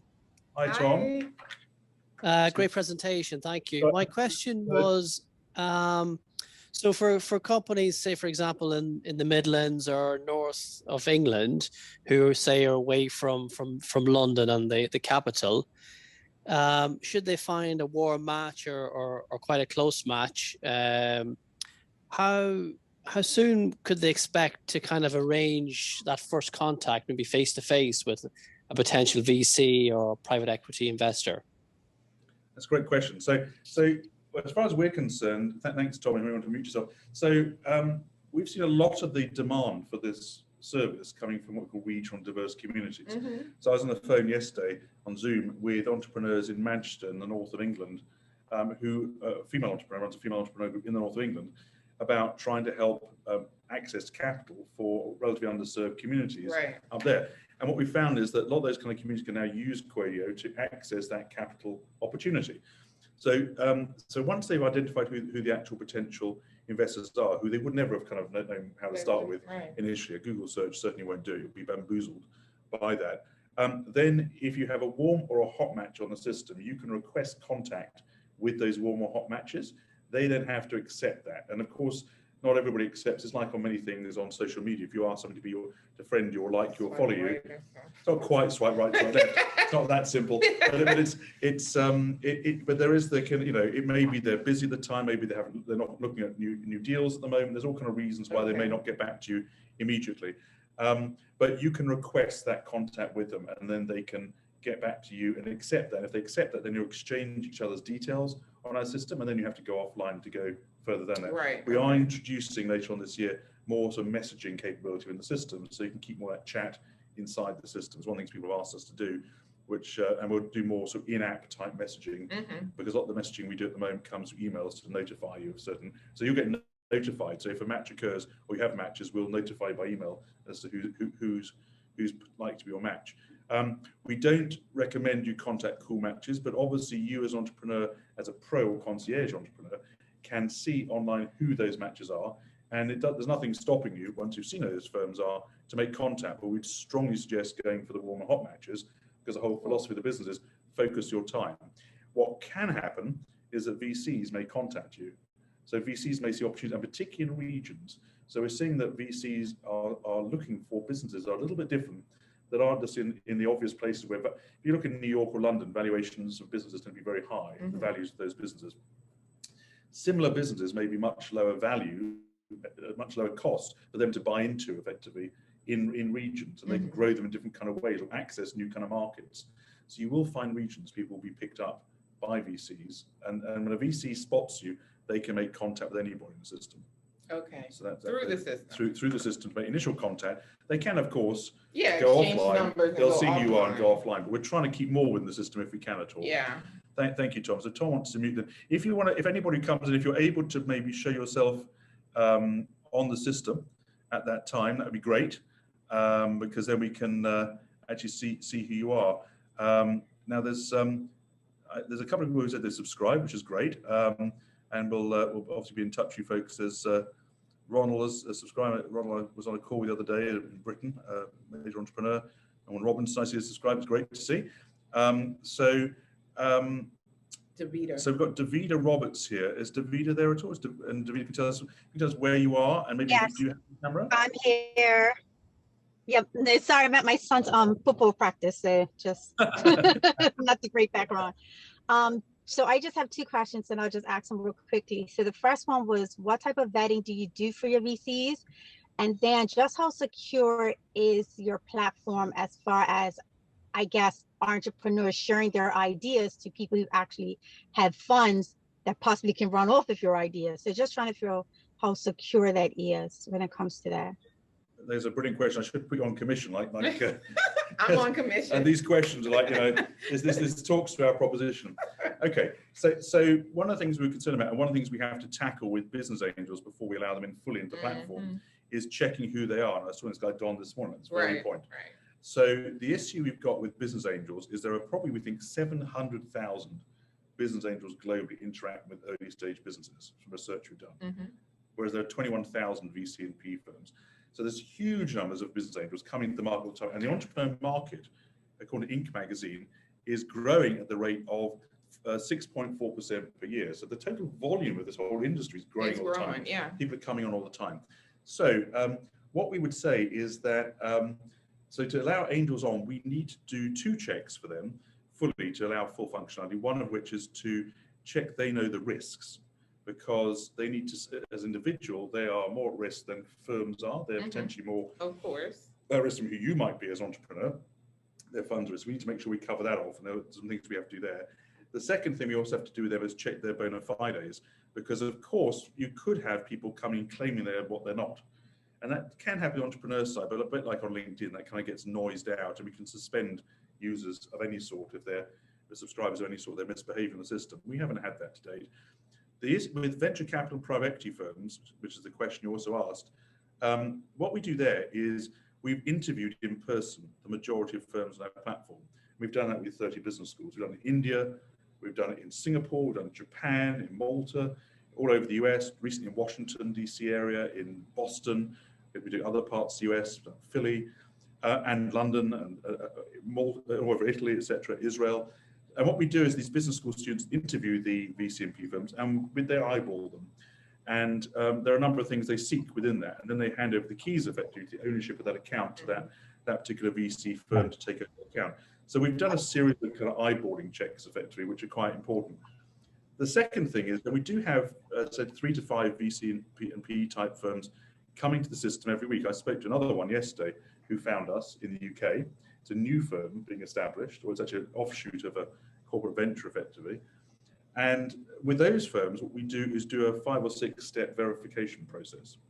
So if you come to our system as a VC firm, we do some checks, and we won't tell you what those are, but Monica, who's on the call there, checks the VCs. We have a scoring system, and if we don't think either you're bona fide, or more important, if we don't think you really are a VC, not because you're trying to wise ass the system or something, but because we just think that it's not really for you and you've maybe misunderstood it, maybe you should go down a different channel, then we will let you know that, and we will question people, not to be difficult, but just to make sure they are right, not just bona fide, but right.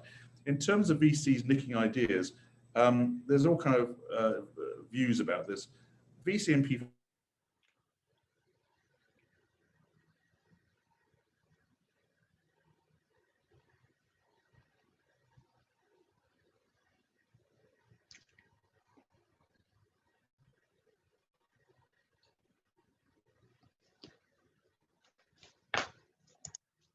firms tend to be pretty ethical. Put in as much or as little information as you want into Qogio.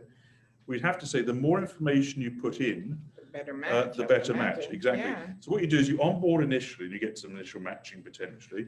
You then go into your detailed profile. And we always encourage people, including this concierge process we have, to complete as much of the profile as possible.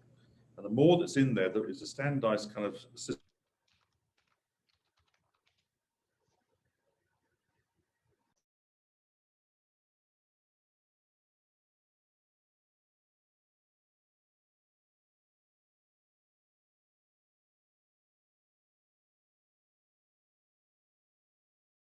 So people look across settings. So when you sign up the platform, you're able on the top right hand corner on the control bar, you can pull down a menu and your profile, like with profiles of lots of accounts you have online, and you determine what's called your visibility. And in that, our default settings are to allow most of your entrepreneur information to be visible to VCs. If you want to be invisible to VCs or partially visible to VCs,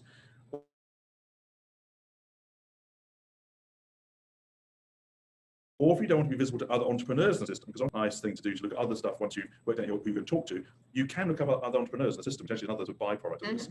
And you may not want other entrepreneurs to see what you're doing, or you may want other entrepreneurs who could maybe team members. Exactly, you could get together with. Partnering. But anyway, you can determine yourself after the initial defaults, which allows some degree of visibility, who sees what of your data in our system.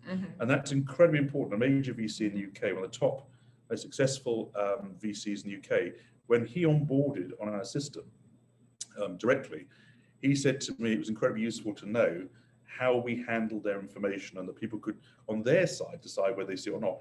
The only problem is if you decide to go in stealth mode, others won't see you potentially.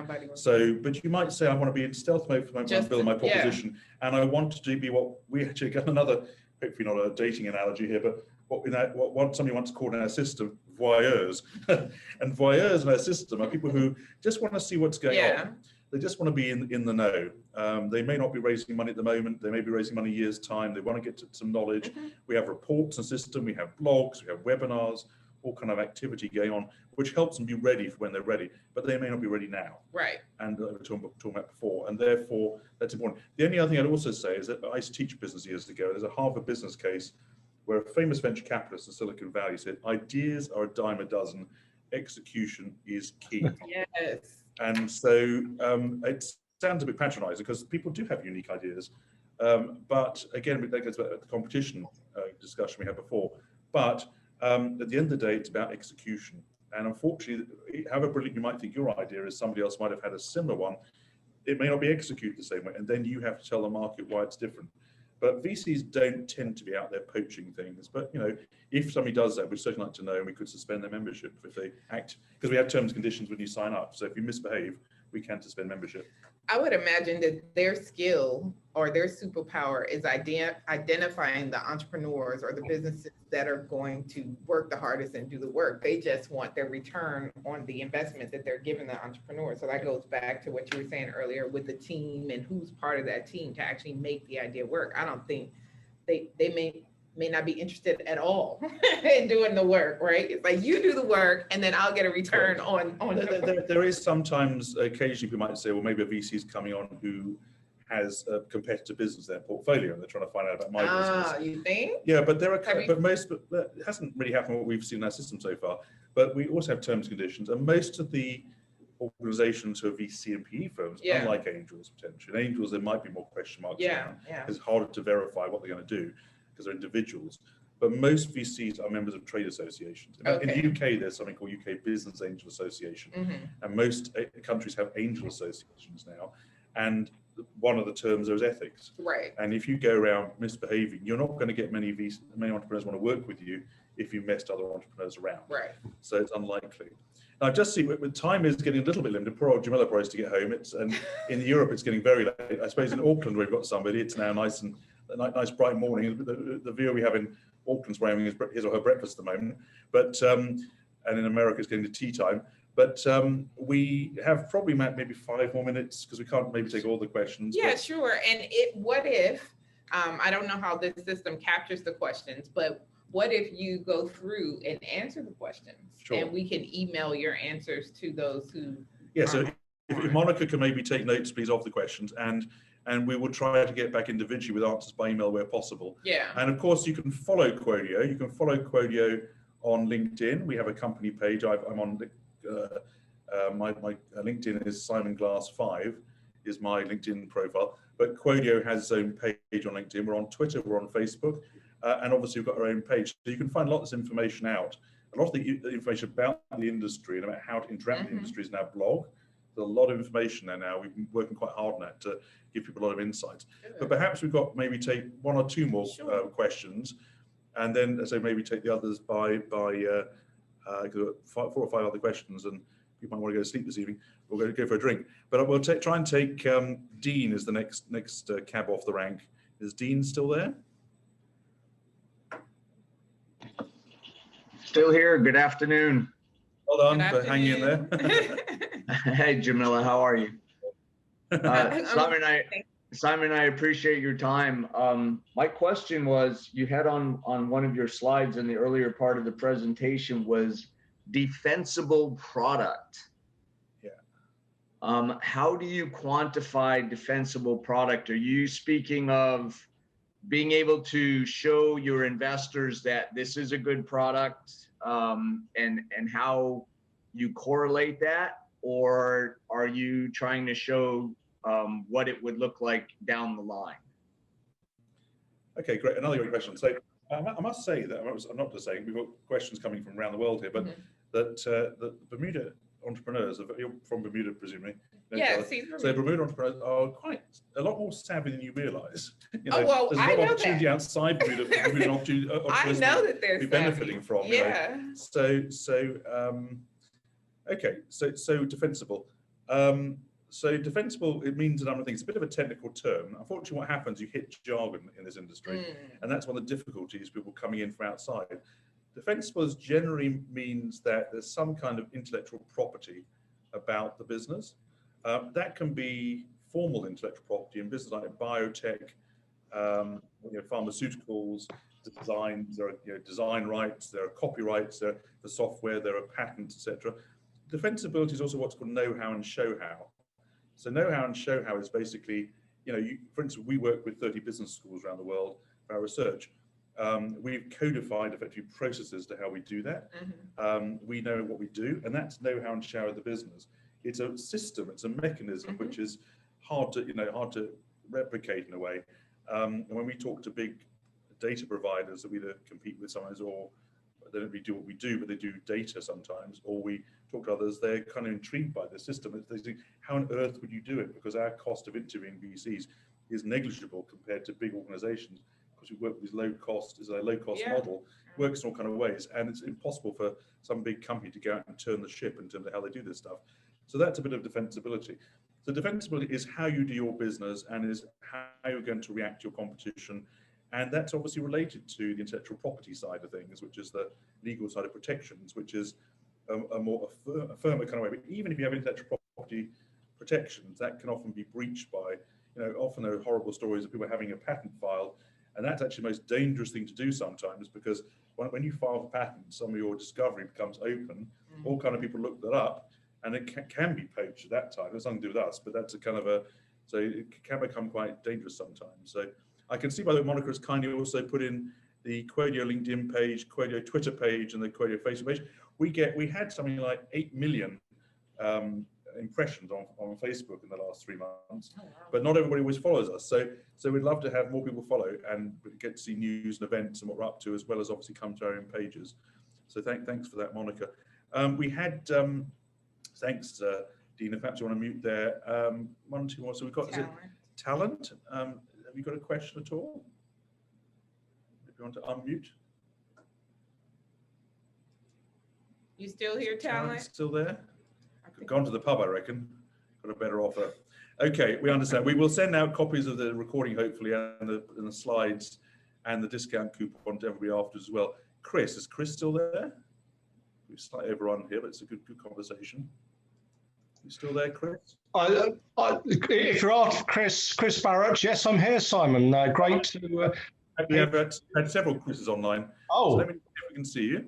No imposters. Nobody can second you. Don't worry, Chris. You're one of a kind. He's actually one of our shareholders. He's actually a very well-known angel investor in the UK. Okay. And I just wanted to say very quickly that I think Qodeo is also a great partner for angel investors, because the big challenge for angels is that we'll take a company through those early stages, but we run out of big ticket money, and then we need to get venture capital involved. And Qodeo is just the best tool for finding that next stage of funding. And if you're growing a business, that's what you need. You need to keep growing, and you need to find new partners, new investors. So that's why I love what Simon's been doing here. So, it's been a great evening for me listening in on a Friday night, and I hope it's been a great evening for everybody else. But I think there's another Chris you really wanted to talk to. So sorry, Simon. And you and I have to go for a drink in the pubs after April the 12th when they're allowed. I'll be back in town for then. So pubs in Camden Town open on the 12th of April. Unless Boris changes the date again. But meanwhile, Bermuda sounds great. So we're going to US on Sunday, so it's been a great base for the US for us as a business. Obviously we're doing the US. We'll be in touch. But thank you, Chris. Yes, it's a very interesting comment, because with the access to and for angels, not only can angels find opportunities to invest in businesses through Qodeo, and it's one of the things we're looking at developing more, but we're also looking to develop angels the ability to then find venture backers for their next round of funding. Because once you graduate from angels, in many cases, you go on to venture. It's a great point that Chris made. And Chris has how many companies in your portfolio? You've backed a bunch of angel businesses in Britain. Over 100, but today, that pick and mix strategy won out. So a small investment topped up with a slightly bigger investment, topped up with a massive, topped up with a convertible loan, topped up with a massive potential return. So, I'm very committed to what founders are out there trying to do. It can be transformative for you guys, and I have a diverse approach. So I'm always looking out for different things to add into my portfolio. So Qodeo is potentially for me a great way to access those new deals as well. But to me at the moment, the most important thing is being able to move up that next step in the funding ladder, and Qodeo is a tool that can do that for you. That's great. And Chris has got a huge amount of experience as an angel investor. In fact, perhaps maybe Chris can talk about you giving a bit of advice on that side of things, even helping with the blog at some point. Chris had a background working in IT and worked for the Mang.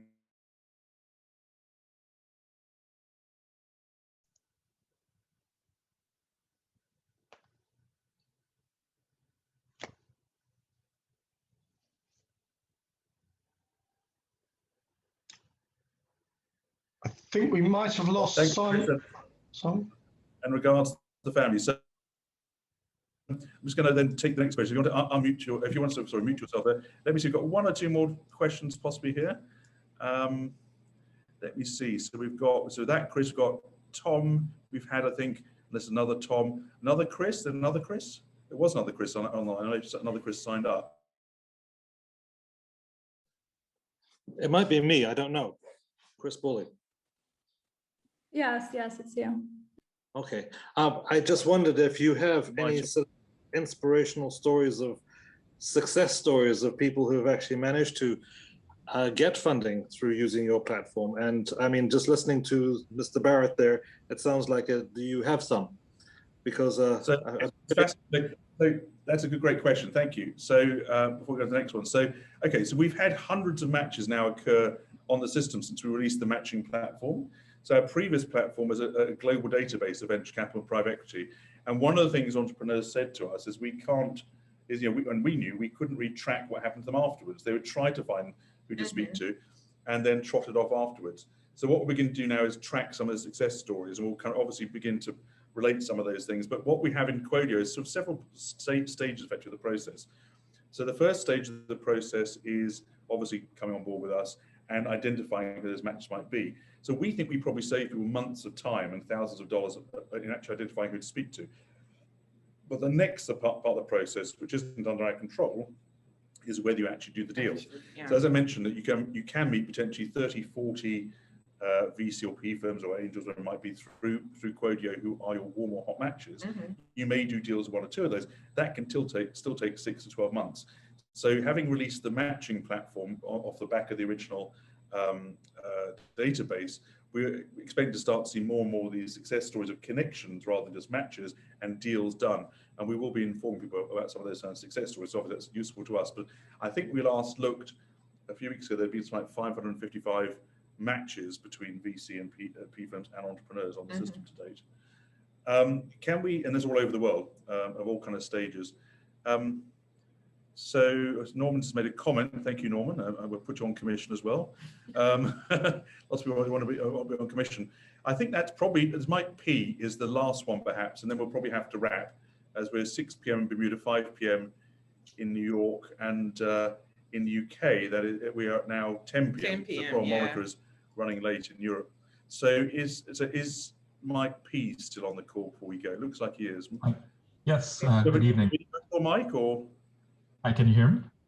Do you have video, Mike? Yes. You want to come to video just so that everybody around the world can see you. Okay. It's like, that's why I'm not on video. Exactly. Here we go. How's everyone doing? Oh, sorry, it's the wrong person over there. Whoops, sorry there too. I pinned the wrong person. No problem. This is the original Mike P. Don't know if there are any others. There we go. I got one wrong. It's quite difficult from a distance to measure. So if you have a video, if everyone can see you, and then after that we'll have a few closing remarks, and maybe we'll have Monica let people know what we're going to do next to help everybody out who's been on board today. But Mike, what's your question? Okay, great. Well, thank you very much for the informative presentation. My question relates to funding that may be prior to the actual investment stage. And would your platform be suitable for looking for funds that may be suited towards feasibility type analysis? If you don't have it now, is that something that may be incorporated in the future? That's a great question, thanks. In fact, the guy, Tom, who was from Nottingham, who asked the question before, was a grant expert, a European grant expert based in London, Nottingham in the north of England. He's actually part Turkish or Greek and part Irish. He's an interesting mix, and he's got a very interesting handle on this, because often in many cases funding for sort of skunk works, you know, R&D and that kind of stuff is better suited towards grants. I don't know, what does BEDC do, grants as well as loans, or? Sometimes. In Britain, we've seen a lot of this go on. In Europe, there are a lot of, in America actually, there's one of our concierge members in Boston, a fantastic company, power company, battery company. I think they won't mind mentioning them, Helix Power. Brilliant company up there in Boston, is developing kind of sort of battery related technology. And they've already received, I think, over $1 million of grant funding from government in the States. You don't always think of America as being a grant type place. They've put that in their profile. that's an incredibly impressive thing to help. There's a battery-related technology business, great team behind that business, and that helps. And by identifying that on their profile, it helps VCs look at them. Although sometimes venture and private equity firms look at people who've got grants, saying we don't need to be a grant junkie, as they call it, right? Just getting grants, not actually running a business. But that kind of thing tends to suit grants more than venture and private equity firms. The difference, I suppose, on our platform would be in an area like biotech. Venture and private equity firms in biotech tend to back, like if you look at the whole COVID, I had the vaccination here, had both vaccines now here, and Bermuda's been fantastic. The British government supplied Bermuda here with vaccines. It's been well taken up here, and it's a brilliantly run program. It's one of the best in the world run programs here in Bermuda. Seriously, been very impressive and very friendly, kind of impressive operation to watch compared to many other places that could have done it better. And so there are biotech like AstraZeneca, companies like that who came up with the Oxford vaccine. The Oxford vaccine is run by a lady who's a professor at Oxford. It's been partly funded by a friend of mine who's the head of COVID research in the UK, COVID response at the Medical Research Council in the UK, is a wing of UK government that funded the lady at Oxford to develop vaccines and treatments for Ebola in Africa and SARS. And apparently they backed her very early on, back in even end of 19, early 20, when this whole thing was bubbling up, to do research into vaccines. And that's how they came up with the vaccine so quickly. And that lady at Oxford has her own business, as well as being an Oxford professor. And she got a combination of funding initially from government, because it's so risky, that kind of stuff, and of various forms of government, and now has raised a bunch of money from some venture capital firms for further vaccines she's now developing based on the same kind of technology she's developed. So she's used like a kind of hybrid. So feasibility studies, R&D, skunk works, biotech tends to be in the grant space. Venture tends to get into that when it's already some kind of proven. proof of concept. No, it doesn't have to be all proven. Because often you get very early stage, and you've got some inkling, some sense there's something there. It's more than just an idea, usually with venture and private equity. Not much more sometimes, but more than that. So ideas and research tend to be backed by grants. We haven't done that so far ourselves. There are one or two platforms, for instance, in Europe that, or consultants who work around that. We will look at that. And actually, again, on Qodeo, when you're on board, we have a resource library that Monica manages that adds in additional sources of finance, and we do have a bit of information about things like grants in there. So it just got links. We don't have we don't sort them for you, but if you're in the UK, UK grant giving bodies or those kind of organisations might be listed, or we can probably add if there's similar things in Bermuda. So there are some resources like that, but that's often where government does come in. Okay. Hopefully that helps, Mike. Yeah. So it's a bit for ourselves, but I would still suggest you get on board, not just to get more subscribers, but because you'll get a flow of information, you'll be inside a trusted network, so I attend, and you'll be exposed to the kind of language and the kind of ideas of floating around the venture and private equity space, which is relevant. I think that's probably both exhaustive and exhausting for most people. Poor old well Jamillah. done to you, Simon. So I'm like, I didn't even get him any water. I feel awful. Well, we'll have to have a drink. But those who know me know I could go on for hours later, but they've been spared. So we're very happy to receive questions by email. You can go onto our site. We have a contact. If you go onto the site, there's a contact form there, and you can fill in some questions there, and you can contact us. We've got our various forms of LinkedIn page, Facebook page, Twitter page to follow, see what's going on. And I say, obviously, sign up for the product. At the moment, we're offering is 50% off. So 50% off is only $5 in US dollar territories, or £5, for instance, in the UK per month. Then we also have annual subscriptions, which give us significant breaks. The annual subscription for the Pro product is £59.95 before the discount. So instead of £9.95 a month, or it's equivalent in dollars now in dollar countries, and concierge is $99.95 for a year. If you use the 50% off coupon, that applies that as well, or should work. If every issues onboarding, let us know as well. Always like feedback on that. So you can get a year's worth of concierge service for only $50 if you use that service. And if you think you can potentially raise hundreds of thousands or millions of dollars through it, or at least get informed about it, that's $1 a week. So hopefully it's worthwhile as a proposition. It's a worthwhhile investment. Yeah. So thank you so much to everybody who came on board today. Thank you so much for Monica for staying up so late in Europe to help manage this. Sorry for your little technical glitch, but it went okay in the end, hopefully. Yeah. And thank you so much to BEDC and to Bermuda, because this is a fantastic place for entrepreneurs, and there's so much entrepreneurs are capable of here. We want to help them achieve. And it's a fantastic place to be based as an investor or an entrepreneur, because particularly this Global Nomad program that I found out about only last year when I was here, you can spend a year in Bermuda as long as you're covering your own expenses, basically. Right. Not a cheap place to live, but it's only 70, 80 minutes from the East Coast to the US when flights are running. It's very safe COVID-wise, very organized from a COVID perspective with the right test and trace program.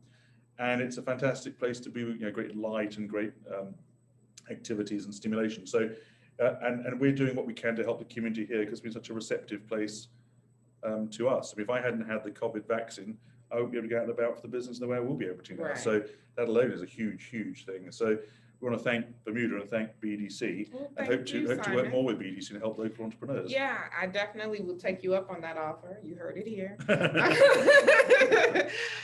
No, we're very happy that you were able to share your knowledge and your platform with us. And like I said, we really would like to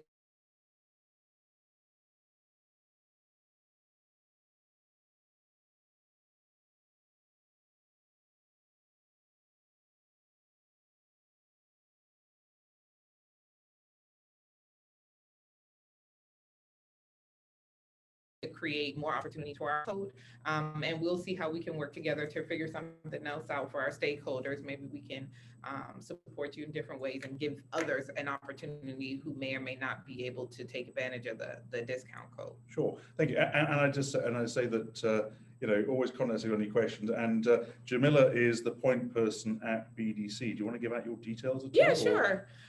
So if people are interested, first of all, you can go to our website. Most of the information is on there, which is bedc.bm. You can reach me at jlodge@bedc.bm or info@bedc.bm. I get those too.